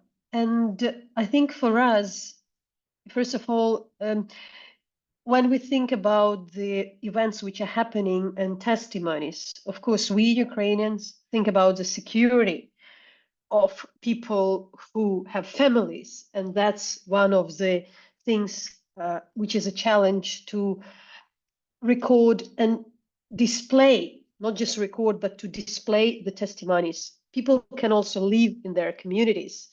They can tell a story about the rape, but who knows, who would learn about them. So it's a bit more complicated. However, there is a different side, which we sometimes don't think as the people who are not victims and survivors. I should mention that we have we were supposed to join by Carla Quintana and Alejandra Ibarra from Mexico. There is an exceptional reasons why exactly today they cannot, because Carla, who used to be the former National Commissioner for the Search of Disappeared in Mexico, was just appointed the UN Commissioner for the head of the Commission for the Search of Disappeared in Syria. And tonight she moved from Mexico to Geneva and would start with this thing, while Alejandra has a very important other reasons not to be present. But I cannot mention what Alejandra did. She's not with us today. And because it also poses the questions to Kerry. Alejandra started to collect the stories, preserve the stories of the journalists killed in Mexico, so the violence would be prevented. And she figured out that a lot of their articles were disappearing because web pages are not any longer working, domains are not existing, papers, regional papers stopped to be published, there are no archives. So she actually collects the works of these hundreds of journalists. And the relatives are extremely grateful for her for this thing. However, when you read sometimes the relatives, the articles, you understand that not every journalist, made an incredible, complicated investigation. It was an article against a local mayor, but it was a very horrible death. But you cannot portray a story of a heroic journalist. And often the relatives want a particular way how their families should be remembered. They want a bit different picture. And there is a challenge when you talk to the survivors. And that's what we know from Ukraine as well, that some of them want to have absolute truth and they are disappointed if the state channels or exhibitions tell events in more romanticized, I would use this word, way. But there is another way about the memorials, and that's also the question to Kerry, first of all. So we token when the role of the victims and survivors was not really, they are really not involved. The state does something without taking their case into account. We have a recently story where in Ukraine, there is a case of Yahidne, the basement of the school in one of the villages not far from Kiev, 2 hours drive, where 650 people were kept in basement of the school for a month in horrible conditions. It's a tiny village. It survived. Also because it's such a unique case and it's close to the capital. It's a place for frequent visits of the presidents, international celebrities, all human rights people, all the good people. They pass and they ask to open the school. And there is a man who has the key, who opened this school and regularly goes to this to make this tour. Everybody thinks this community is caring about the school. Last week, one of our journalists went to talk to him. We're in touch with this community. And he actually said that doing this tour for him every day is absolutely painful. Like not every day, but every time. But he feels that it's his duty. So what I think that there is a limit to how much you involve survivors, and because it can also shape the way they want to hear the history. And I think it was Maria who told this idea that the memorial is not an homage to the victims. It's still for future generation. So Kerry, with that, I want to, final this talk and then just the questions from the audience with your experience. And I want to say that Kerry worked in a lot of countries, Cambodia, Argentina, and we will share in the chat his toolkit about how you preserve these places.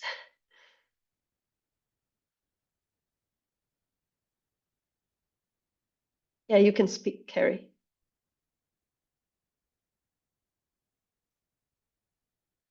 Yeah.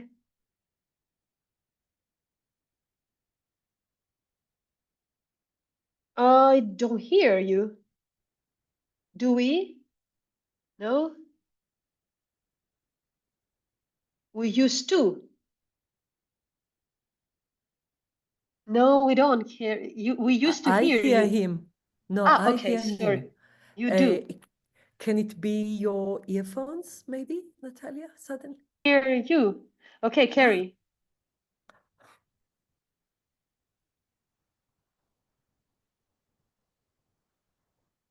I don't.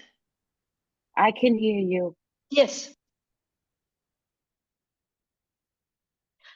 So yes, you need, so the warning for everybody, you need to unmute original audio to hear Kerry. Okay. Yeah. switch, if I switch to English, is this better? Yeah. Yes. Okay, Yes. because I was listening to the Spanish in Spanish. So, okay. That's it. Hi, everyone. Thank you very much again, Nataliya, for the invitation. And thank you also to my fellow panelists. I come at this from a different perspective because I'm someone who studies memory sites, who works with and tries to support the work of memory sites, but I don't work at a memory site myself. So really, I benefit from the incredible work that these other panelists have done. And I can say very honestly that I've learned a great deal from the work of María, Luisa, Verónica, Tali, and Hanna, who are doing just incredible things. I am going to share my screen. And I'm going to talk a little bit more from a comparative perspective and hopefully give a bigger picture about, rather than focusing on one specific site, looking at memory practices all over the world and how, from my perspective, these spaces can do the work of contributing to preventing future violence as well. But first, maybe I should start by saying the way that I actually think about what memory is and the role that it plays in post-atrocity contexts. So first, I would say that when I define memory, what I think of it is as the story that we tell ourselves about the past and how the past becomes something that we use to identify who we are in the present, how the past shapes our understanding of our own identity. And this is where memory spaces and other memory initiatives have a huge role in shaping what that story is that we tell. Because ultimately, the story we tell can be one about increased violence, hatred, division, but it can equally be one about the promotion of human rights and social cohesion. Nataliya, did you have something to say? I saw your hand raised. Oh, okay. Also, of course, I would say that memory, because of that, is never only about the past. It is always very, very much about the present. And this is why, for me, when I'm looking at memory spaces and thinking about the roles that they play in preventing present and future violence, I'm thinking about how they're using the past as a tool for helping us to understand the current challenges that societies face. And I know that the work of the memory sites represented here think about this all the time. I hope that Tali is able to speak later about the Change Makers program that she does at her center, which is bringing young people from across the African continent and uses the tools of learning about the past in order to give them the tools to be leaders in their own communities in the present. And I think it's really impactful. At the Museo de Memoria y Derechos Humanos in Chile, I know I just finished writing about one of the many workshops that María Luisa and her team have at the museum, looking at using the exhibition and objects from the exhibition from people who went into exile during the dictatorship of Pinochet, and using those objects to get people to think about what it means to be displaced today, and what are the rights of people who are seeking a home today, which is an incredibly important story to talk about when we're facing the largest crisis of forced displacement in the world at the moment. And finally, I think we think about memory as both a project, something that we work toward intentionally, but also as a process, something that doesn't just happen overnight, but telling that story and constructing that story in a way that it helps support our societies and make our societies more respectful of human rights and not less. That takes a great deal of effort and also a great deal of time. Veronica talked about how memory also it doesn't exist on its own. It exists alongside other processes like truth-seeking processes, justice processes, and processes for criminal accountability. And oftentimes memory actually comes more after those other processes, because first we need processes where we get a really clear view about what are the crimes that occurred that we need to memorialize and remember. What kinds of accountability do we need to see before we can focus on memory, right? So, and oftentimes those processes of truth and justice and memory are all happening at the same time within post-atrocity context. But what I would say is that sometimes if we work too quickly to concretize, to make concrete memory in the immediate aftermath, before a shared narrative has been created, then that can oftentimes increase tensions among a society rather than decreasing those tensions. So that's something we need to be aware of as well, I would say. Next, I want to focus on this quote that oftentimes gets stated or paraphrased by those of us working in memory, this idea from the philosopher George Santayana, that those who do not remember the past are condemned to repeat it. And in this is this kind of idea that memory on its own is inherently preventive, that if we simply remember the past, then magically we're going to avoid other forms of atrocity or identity-based violence in the present and future.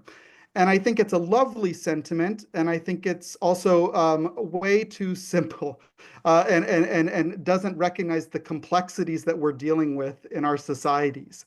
Because just as often as the past can be used as a tool for promoting social cohesion, equal rights and dignity, the past can also be used to promote division, to promote violence, to promote incredible levels of harm. So if we want memory to be a force that leads to the prevention of guarantees of non-recurrence, then we have to think a little bit more intentionally about what these sites are doing in order to do that. So how memory spaces actually contribute to preventing future violence? This is the question that was at the heart of a big 4-year project that I've just been working on, funded by the US State Department's Bureau for Democracy, Human Rights, and Labor. And through this project, we looked at, me and my team looked at memory sites from all over the world, all kinds of memory sites, including memorials, sites of memory. In the top right is actually a photo from the museum in Chile.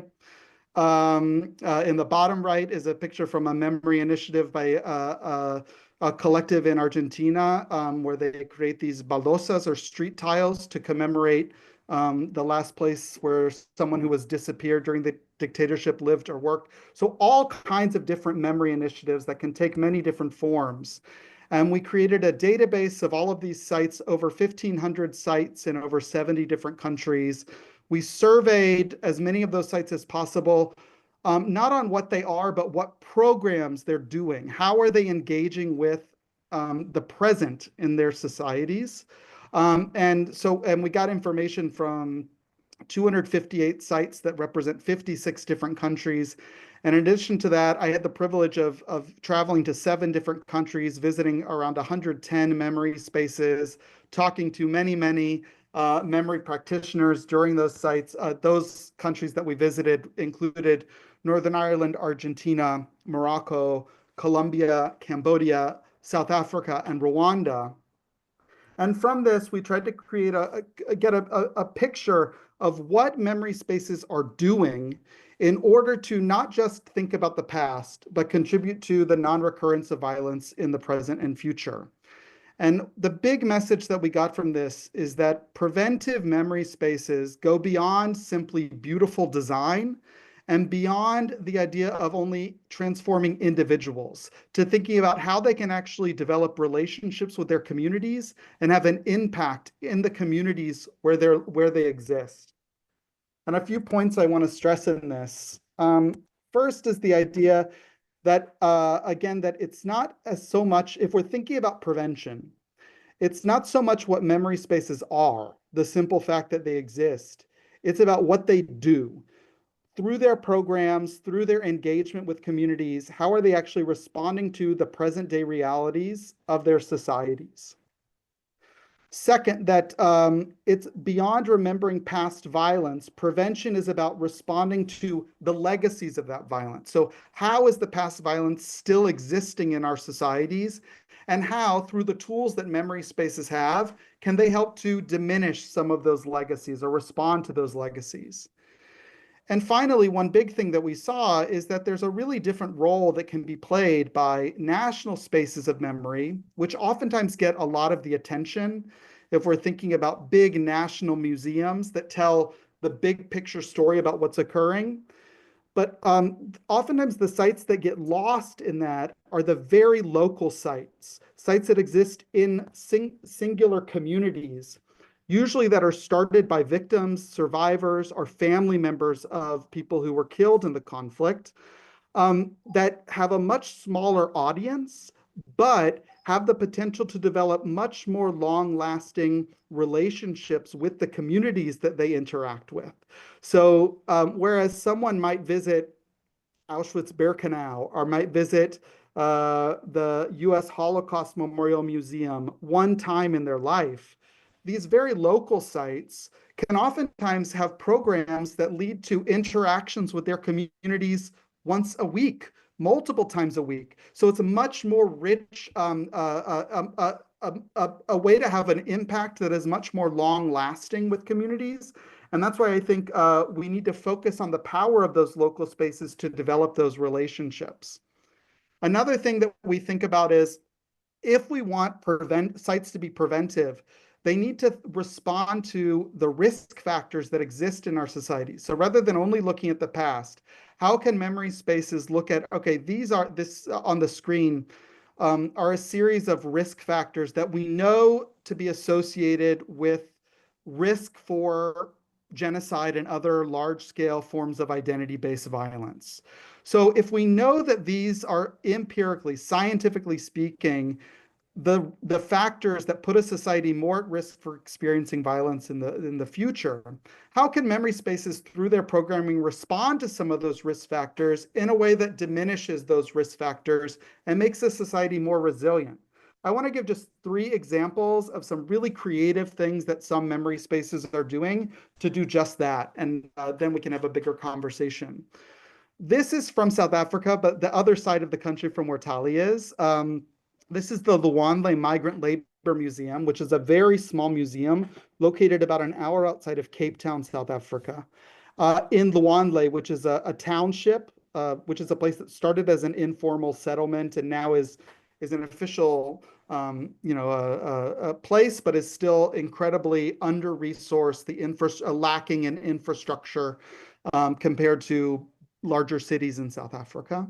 And this museum was created to tell the story of the migrant laborers that created Luandle when they came to work in the factories of white factory owners during the apartheid period.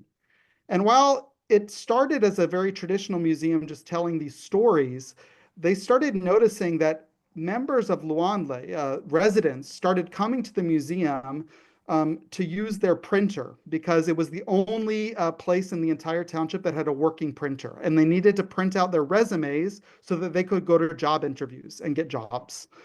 So they saw this as an opportunity because obviously the people of Luandle are still suffering from the economic violence that started during the before and was exacerbated during the apartheid period.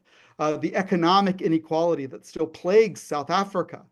So the museum, instead of just telling the stories of the past, started offering career development opportunities for the residents of Luandle, training them on how to find jobs, how to interview, how to build a resume, and also how to start your own business. So now this museum about the past is now a tool for responding to the current economic violence that's related to the past, but still exists in Luandle and in South Africa today.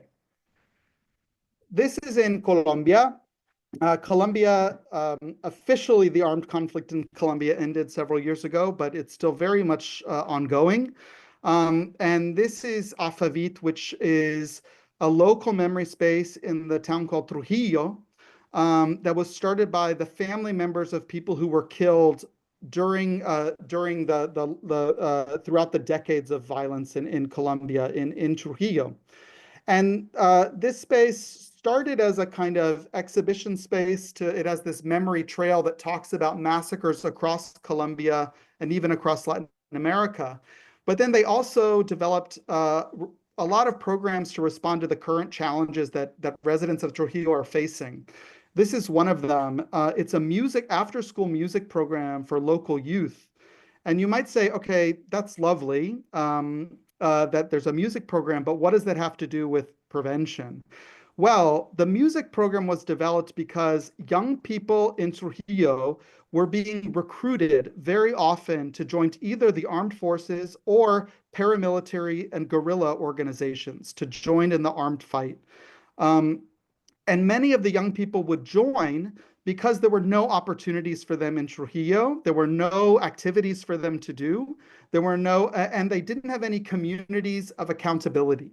So this after-school music program was started so that the kids could develop something that they're passionate about, but also so that they have a community of peers that they are responsible toward, so that they have to show up for their weekly it's really almost every day after school for the rehearsals, or else their peers are missing them. So through programs like this, now the levels of recruitment in Trujillo have decreased substantially, which obviously is contributing to preventing ongoing fighting. And this is in Cambodia. In Cambodia, there are many, many different sites where violence occurred during the genocide perpetrated by the Khmer Rouge in the 1970s. Way more sites than the government actually has the capacity to run. So this civil society organization called Youth for Peace decided that they would petition local governments to allow them to administer these local killing sites. And rather than just turning them into exhibitions, they decided to also turn them into what they call youth peace learning centers. So these former killing sites are now sites where young people in Cambodia can come to get after-school education, training, access to resources that they don't have at home. But then also Youth for Peace runs youth training program, or youth leadership programs and fellowships, where now they use the sites as places for training local youth to go into their own rural communities, identify where the risks exist in those communities, and develop strategies for responding to those risks. So they're really using these spaces where violence occurred in the past in order to build capacity for a stronger civil society in Cambodia in the present. So those are just a few examples of memory spaces that are doing a little bit more than we would typically think of when it comes to responding to the present risks. This is the toolkit that Nataliya mentioned, where we talk about these examples, but also many, many other examples. And this is available free on the website for the Auschwitz Institute for the Prevention of Genocide and Mass Atrocities. It's called Beyond Remembering, a toolkit for memory spaces. And it's available right now in English, Spanish, Portuguese, French, Arabic, and Khmer. So please feel free to look at that. And it gives lots of different resources. And mostly it shares the work that some of the organizations represented here, but also many other memory sites around the world are doing that can hopefully inspire some more creative thinking when it comes to creating preventive memory spaces in the future. I'll stop there and I look forward to the conversation. Thank you so much, all, and fascinating. We all understand that the museums are not just about places and beauty, but also, of course, we're speaking about a particular type. I want to start with others' questions. So I would again explain to audience, if you want to ask the question, please, you can write, or we can give you the voice. But for that, you need first raise your hand using the toolbar. And after that, there would be the opportunity for us to give you the way to speak that's technically. So technically, you need to raise the voice first, raise hand first. So before we're waiting, I see that Hanna, would you maybe repeat some of the questions you had before to other participants, and that would be the good start, and also if the others have to each other. Yeah, I had many questions, but I'll start with two. I think it was really interesting that well, especially Tali had mentioned that these spaces are important to create for people with a variety of experiences to contribute, whether they are victims, survivors, but also perpetrators, bystanders as well. And I remember when I visited your museum, you did a very you used like physical elements to be able to share those experiences with the visitors. But I just wanted to hear a little bit more about during the curation of when you were creating the exhibitions, if you also had people who were perpetrators or bystanders participating in the design of the museum as well. And maybe while you're thinking a little bit about that, for Verónica and María, I wanted to also ask how your museums and these memorialization spaces have played a role in conjunction with other accountability mechanisms, especially looking at criminal judicial accountability pathways. Shall I start, Nataliya, or do you want to gather more questions? No. I think we can start with, and Okay. Hanna would pass, and you can pass questions back. Yeah. Great. I do have questions for María and for the others.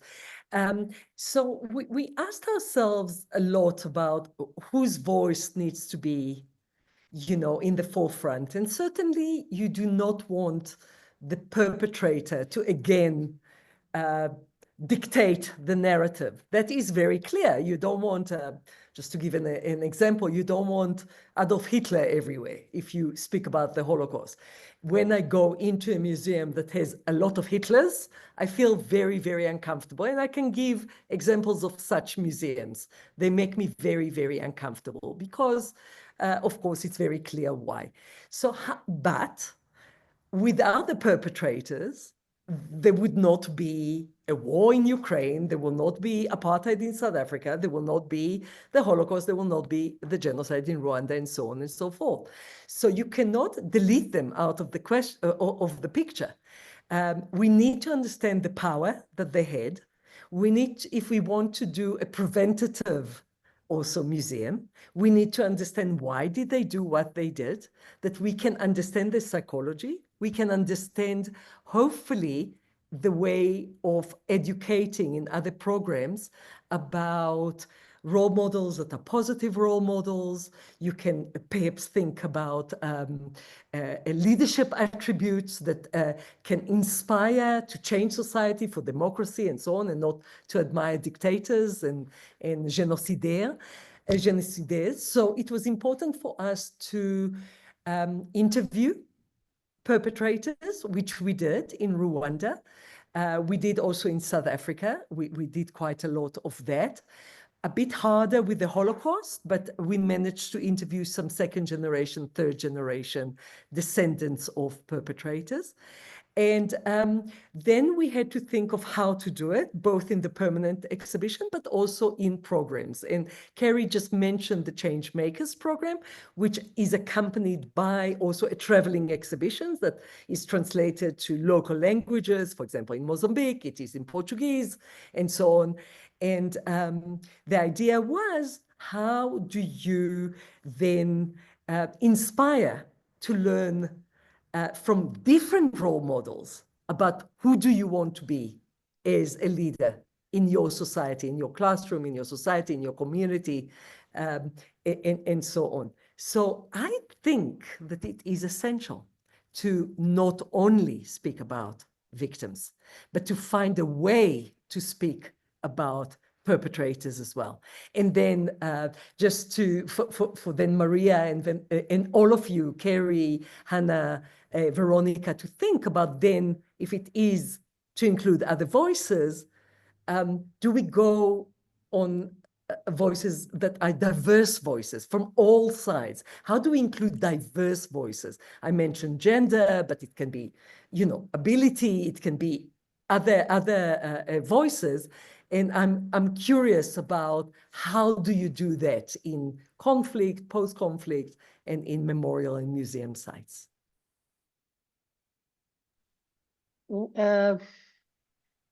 Maria, will you respond to Hanna and Tali, and then Verónica?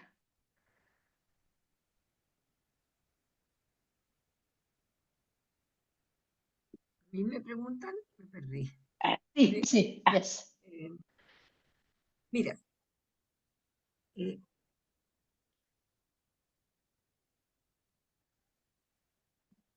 de los muchos otros. Es más difícil el tema de la It's hard with the abusers. At least for us, it was harder because they have not collaborated with justice. The voices of the perpetrators are more illegitimate in the sense that they are not willing to collaborate in constructing or in establishing justice, but fundamentally telling the truth, establishing the truth. The processes that we have open are of the disappeared with or executed without actual bodies. It's a commitment that our society, with more or less difficulty, there's some complicit agreement. What's very sad that even though we have established some steps forward, those have not been due to the participation of the abusers and perpetrators of violence. As a society, we have a huge conflict as how to integrate. When the truth commissions were created, the political authorities of the moment, the presidents, allowed and left out within the truth commissions, left out the abusers, because this commission was discarded the ability to be transformed into to supplement the judicial power. So it had to do with political opposition, and they didn't want to create more political conflict. So those were the conditions to even have a truth commission, to establish the truth commission. So it was just talking to the victims.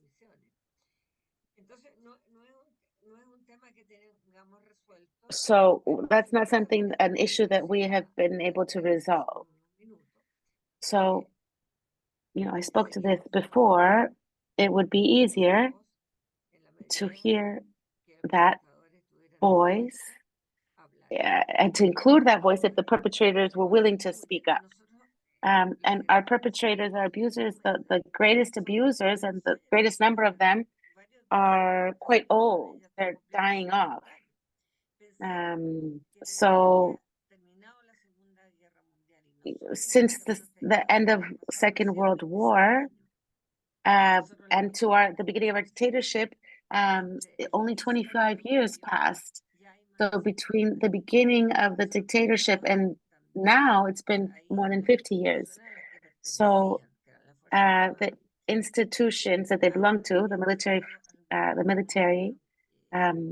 they have established some commitments to never again, but they have never committed to speaking the truth and to justice. And that's definitely a point of conflict for our society.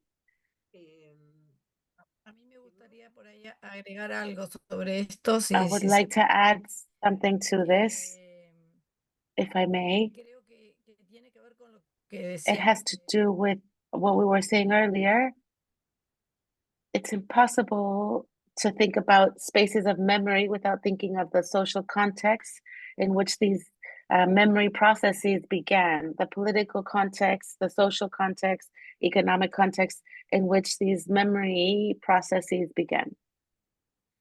And also the cultural context. In this sense, there are differences within Latin America, but also between Latin America and Africa, or South Africa in particular, in regards to how we think about the culture of memory and what are its functions socially.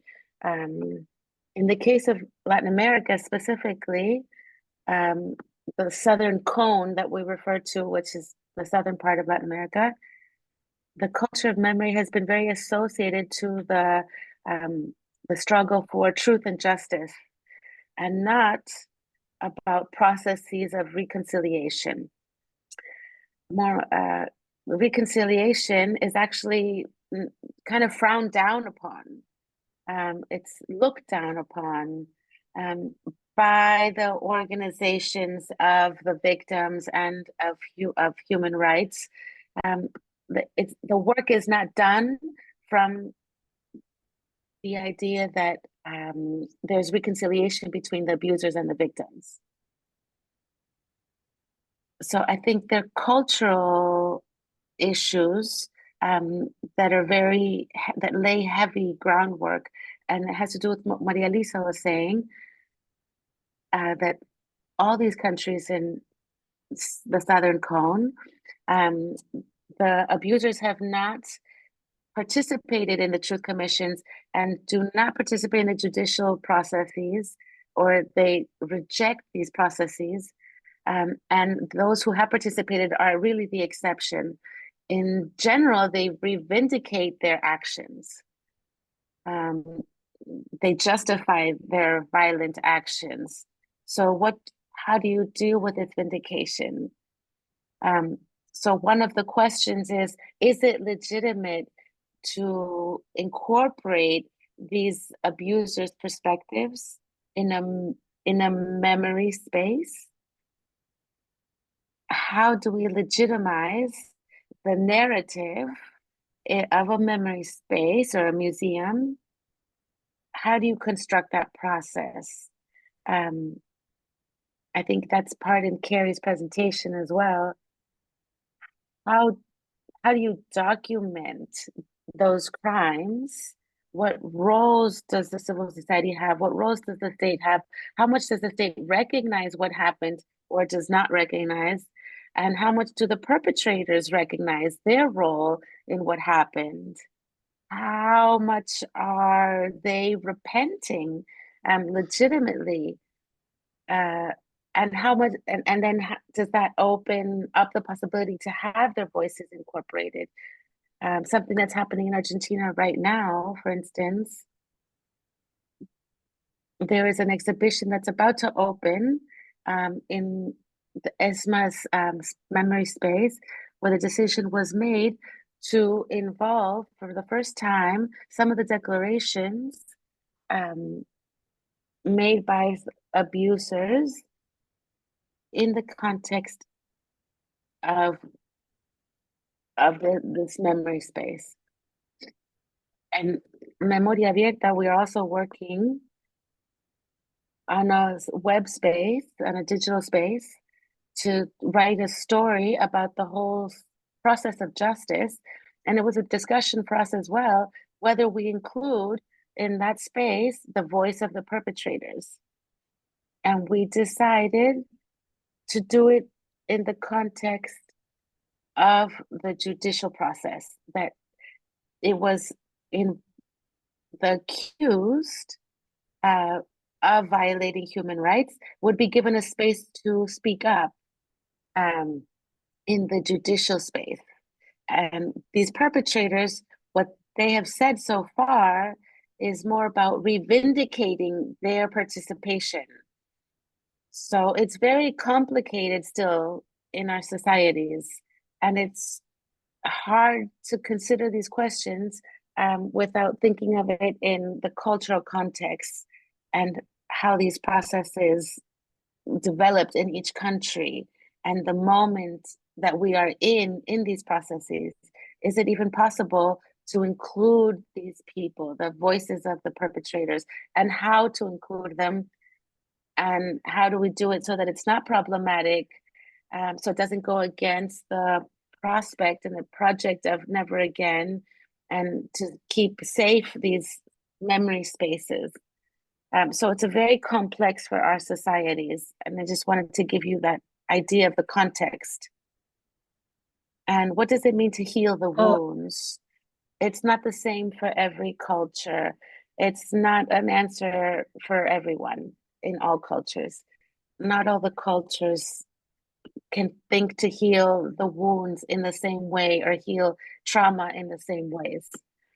I think there it's very important to be attentive to the register of your own society, not just of the universal issues or what's validated universally. I think that you have to think more specifically.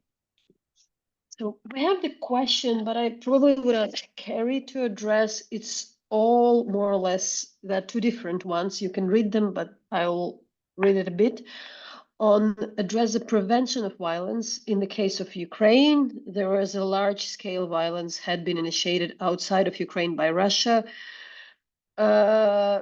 But there is an idea that, especially when the current narrative is that the prevention of violence needs to be strong military, how to avoid the danger that memory spaces will not necessarily aim at the real violence prevention. But there is a second question, which a bit tweaks the previous one, that given Ukraine's current circumstances, where the threat comes from the external enemy rather than internal one, the challenges of preventing future atrocities becomes complex, in particularly because there is an idea of the defending of the territorial integrity, and there is a legitimate anger of pain towards the aggressors, all without promotion. How to do that without promotion, hatred? But I still would probably ask, because earlier it was exactly asked the similar question, what do you really do when it's an outside enemy? Yeah. Because it's not really that much the problem of your society in the end. There are a lot of problems, but it's something else. Yeah, this is such a good question.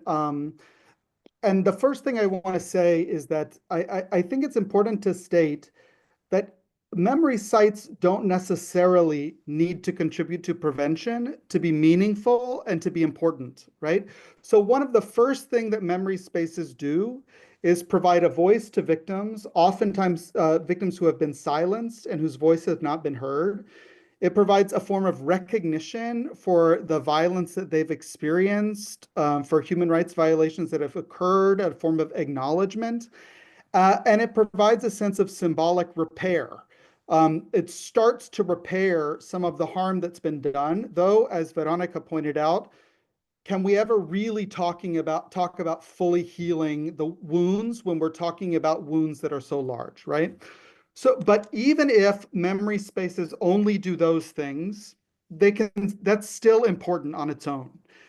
But what I'm trying to say is if we want them to also contribute to prevention, then we need to ask, in addition to those things, how are they responding to the current realities of our societies? Now, in the case of Ukraine, I think all of the points that the people who raise these questions are making are exactly right, because it's really difficult to imagine a world in which this amazing memory space that you all will certainly build in Kyiv or wherever, that Putin will visit this site and be transformed and suddenly realize that he was wrong all along, right? This is never going to happen. What I would say is, if in addition to all of those other important functions that this space serves, if you wanted to also serve a preventive function, then what I would be asking is, okay, where are the legacies of this violence that Ukraine has just experienced and is experiencing? How are they impacting current levels of risk? How are they making some groups of people more vulnerable than other groups of people? Where could the next group of people who could face human rights violations come from. I'm thinking like maybe the most obvious would be people who identify as ethnically Russian in a post-war Ukraine, right? I would imagine that there are some levels of vulnerability that those people might experience, right? So that could be something that this new memory site looks at. But I do agree with the people who asked this question that the way that we think about prevention in this space is different than the way that we would think about it in South Africa and Argentina and Chile.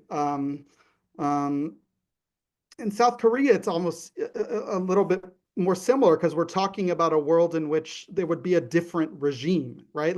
So yeah, this is exactly to Veronica's point that every memory, there's some best practices, right? But ultimately, a successful memory site is one that responds to the very specific realities of the context in which it exists, and maybe learns from these other spaces, but understanding that every context is its own.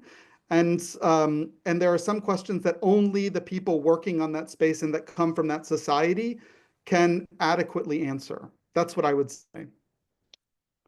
On the other questions, we have a couple. So one is from Margarita Sajkowska. Tali partially mentioned that there is abundance of tragedies, names, individual stories I erased from the memory, but is it possible to remember every victim? How you do that? And by the way, I should refer that in Tali's museum, there is a place when there are photos, but then there are just names.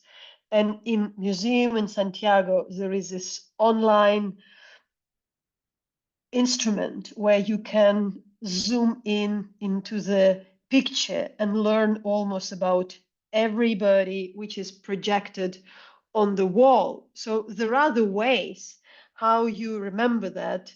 There are the books mentioned where the names, but so I want to ask these questions, how it can be done, what are the tools?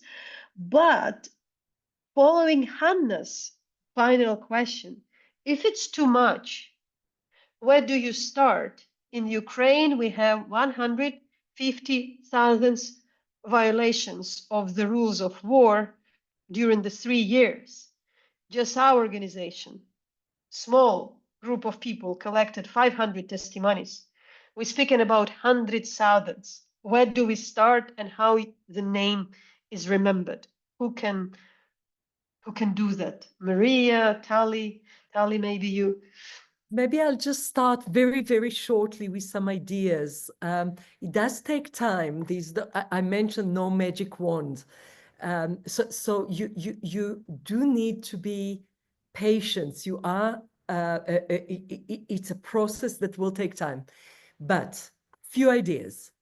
Partnering. Nataliya, you have 500 testimonies.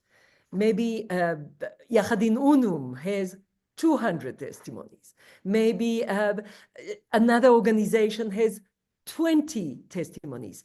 To create a network of organizations that are, a very loose network, but starting to work together, and start to work together now, because as I said, no magic wand, it takes time, but you need to start collecting the testimonies and start collecting the names. That it will not be statistics, that you'll not say 20,000 children, but who are the children? So names are critical. That's what I answered very briefly, that I think that is a doable thing. It is doable, and there are people that would like to be part of it. And there are ideas. Rwanda does it in that way, Armenia in another way, Holocaust in another way, Argentina in another way, we are in another way. But let's work together. That is my thing. And you have a lot of allies that will be happy to help with ideas. Where do you start out of many atrocities? How you start? Because there is so much. I don't know, maybe Maria? From where did you start when you were building the museum?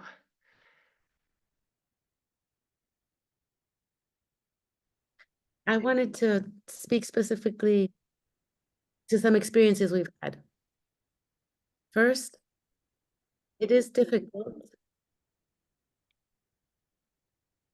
to recuperate the voice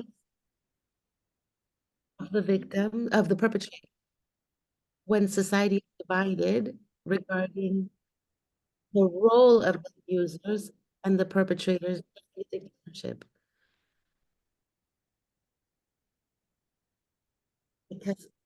Because some people like to see those institutions as valued for their contribution to the economy of the country or the development of the country and the way it was structured.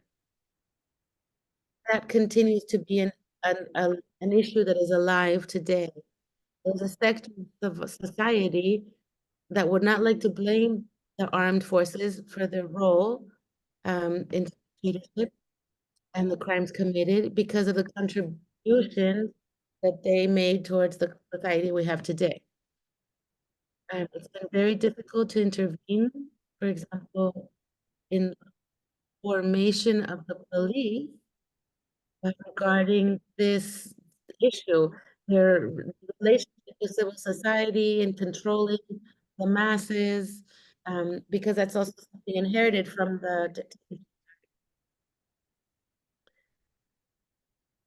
In 2019, there was a civil uprising in October. For the first time, it started being spoken about the formation of the police forces and how they deal with civil society in a protest situation. How are we forming? How are we instructing the police? After these years of dictatorship and the way that they were taught to pacify the masses. So these are deep issues that we are still dealing with today. A part of that legacy. So after a war, it's going to be difficult in the case of Ukraine because the combatants are on both sides. You have the Ukrainian soldiers who have been exposed to and participated in the situation. And obviously it's had a high cost for the other side as well. So society and the armed forces are going to try to impede this revision of how things were done. But that needs to be, the job needs to be done. This gathering of the information, the things that the military participated in, as far as violations to human rights and respecting life and integrity. These are all things that are hard to take on and integrate in a vision of memory of crimes against humanity or of violence. There's a space, a time that is required for society to be able to even take these issues on. I hope I answered your question. Thank you. Veronica, I think I'll ask you to answer, but there is some question you also can answer, which is in the Q&A. So it says, I think it's Leonardo Rafael Vasquez, because he's asking about the Peruvian case, about the preservation of the sites of memory. He found that municipalities have been the entities that have worked the most on managing the spaces and collaborating with a wide range of actors. However, currently the municipalities of the capital is promoting demolition requests and acting against some of these sites of memory. How could this shift in their functions, which is a contradiction to the tradition? But you can follow the previous question as well. De Memoria en Perú. Yeah.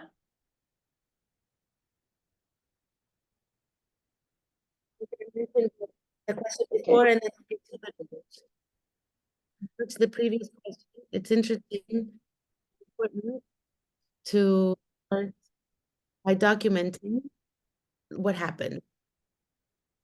Document facts, taking testimony, different actors. In the case of Ukraine specifically, take as many testimonies of as many different actors, yeah, archival system, organizations that maybe have worked so far, documenting what is happening. What are the impacts of the war on society?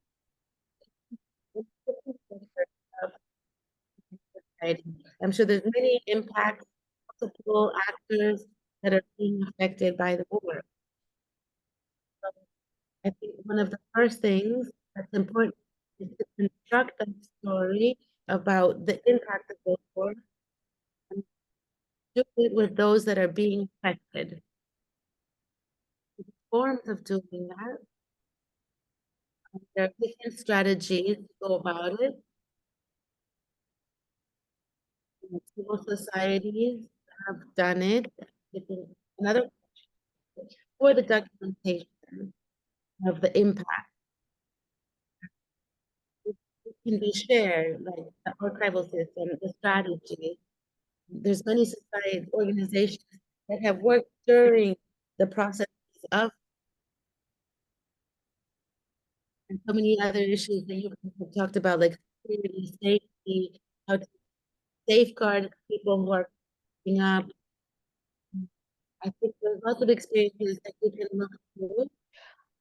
And I think one of the first things that you can think about to see how that becomes the base of information. The first is for civil society to gather that information. We have all kinds of experiences all over the world. Okay.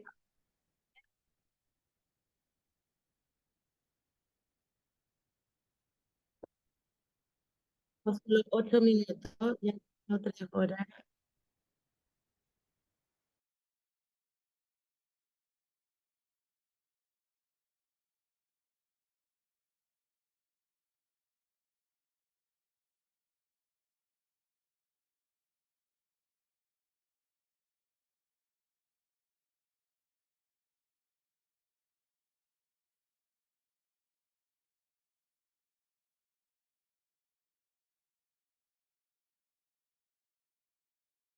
Of the Holocaust and genocide, I saw that you can address that. How you tried to answer all the questions connected to what's happening in Gaza, which are very acute for South Africans as well due to the history. What did you do? Sorry, I for some reason I lost sound both for Javi and for you for part of the time. But I read a lot of the questions. There are a lot of really important questions about museum. I think Kerry. But Tali. So sorry, I just would say because we have very little time, like 6 minutes. I really don't want the question about Gaza not to be addressed. No, there was that's what I'm saying. I'm saying I lost the sound for most of it, but I did read it. I don't know if you hear me though. I'm not sure. I lost the sound. We do. Okay. Perfect. So I think Kerry spoke very well about what is a role of a memorial. We are not on a site of a memory. We are not in Kigali or in Murambi or in Auschwitz. We are a center that is looking, as I explained, at case studies of the past. That does not mean that we are blind to atrocities happening of course, at the moment, and that is mass atrocities that are happening in Ukraine and mass atrocities happening in Palestine, or mass executions happen in Iran. But what is also very, very much on top of our mind, because we are in Africa, and sadly, absolutely no one is speaking about Africa, is what is happening in Darfur, what is happening in Mozambique next door to us, where people are being killed after an unfair election that the EU actually approved on. I will not go into all that. All I'm saying is that there are many, many issues that we have to deal with. And to deal with that is not in a historical way, but we choose to unpack them in legal way, unpack them in expertise of news, journalism. For example, we had Nataliya, but we had many others to unpack Ukraine. We are unpacking Israel-Palestine all the time. So we want to be there as a source of information. We want to be there as a reliable place that asks the questions, that give reliable information. And in doing that, we hope that people will be curious to read more, go and research more, and have critical thinking and nuances when they look for the information about everything. I sadly don't have time to speak about one of the problems in South Africa is the pro-Russian narrative. Nataliya, you know it all, and I'm so sorry I don't have time to unpack it, because this for us is the problem. This nostalgia of the Soviet Union and inviting Putin here last year and so on. So I just want to put there that South Africa is a complicated space, and we have to be there to give reliable information and to offer reliable sources out there. And that's what we try to do. We are finalizing, but I think there was a question that it's hard to hear Spanish translation, and I would suggest for those who are listening suggestion to mute original. If you mute original, it's a bit better. We have literally 3 minutes. We worked very hard, and I appreciate the 100 of people who stayed with us and all of you for that input. But I know it's almost impossible in such a short time, but I still want to have not a summary. Verónica and María, you are very experienced. Tali, you as well. Hanna is experienced in her archival work, but is new to museum. It's not for everybody, is there one new idea or one new thought or one new thing you learned within these 3 hours for you?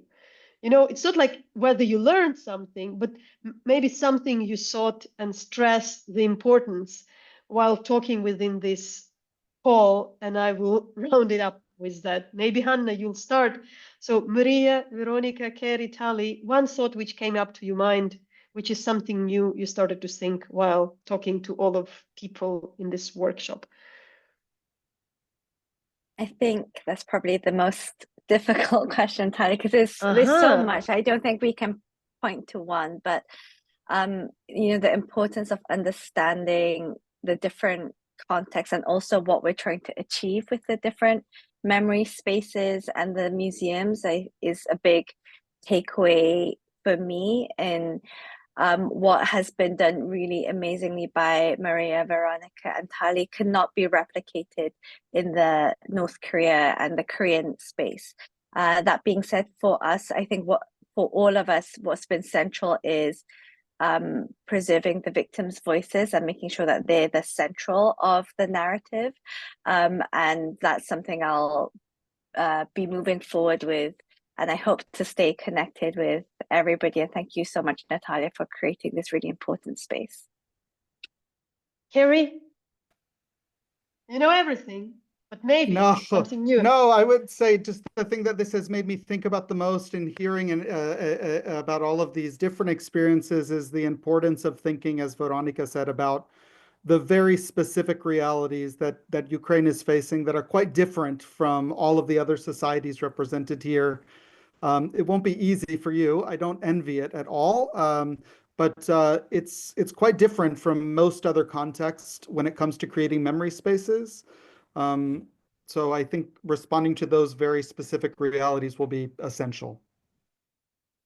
Verónica, one thought in your mind, maybe, which come to you through this conversation.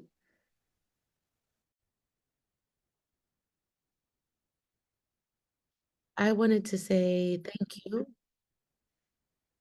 because I'm left with the feeling that the Ukrainians have the interest and the energy to start building their memory. And that makes me very happy.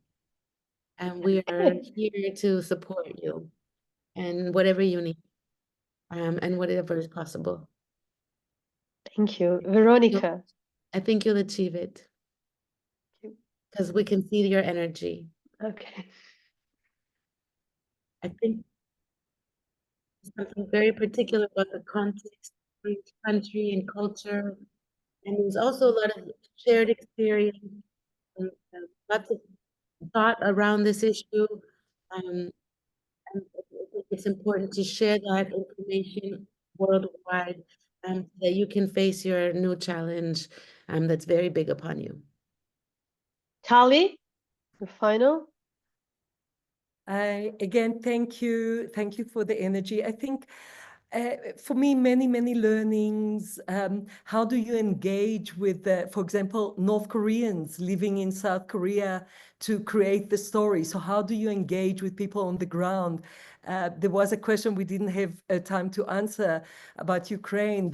How do you work together? So for me, Verónica, María, talking about many memorial sites, how to work with many. Kerry, your work always of working with many and those partnerships. All those are food for thought, and things that we need to try and support, I think, memory activists on the ground in Ukraine while they are doing it. And this is while the war is continuing. We need to recognize that it's not after, it's during, but it's very, very important to do. Thank you. Thank you. So Louis Bigfoot also asked, so maybe for a different conversation, I told about this school in Yahidne, which stayed in the basement, that maybe you can speak more about the resilience of the victims. And I also should say we had a chance to engage this community in the town hall, and that's exactly what they want to say. But I also want to say that our journalists talked to them recently, and they tell there were some bright young architects who came and said, we want to create a fountain, a waterfall of tears to remember the tears of survivors. But the people said, which tears? There were no tears. In our basement, there was everything but not tears. What are you speaking about? So I'm finishing that maybe with the major thing.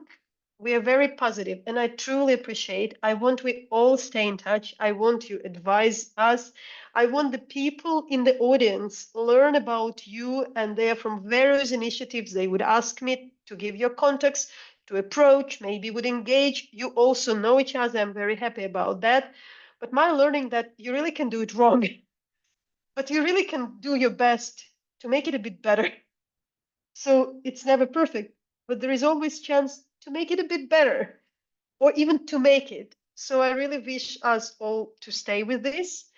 We'll share the notes, we'll share the recordings. We try to create some of the, summary of what we discussed. For us, it's a beginning, but we are also there, and we indeed feel that we learn when we can see sometimes each other in your mirrors, and it helps us to see the thing and preserve it. And first of all, it seems it's also possible. It's possible. So thank you so much. Stay, and again, I appreciate everybody who worked. Javi for heavy translation, 3 hours. Thank you for the translation, for my team from the Public Interest Journalism Lab, who did a lot of things to make it possible. And thank you so much. Yeah.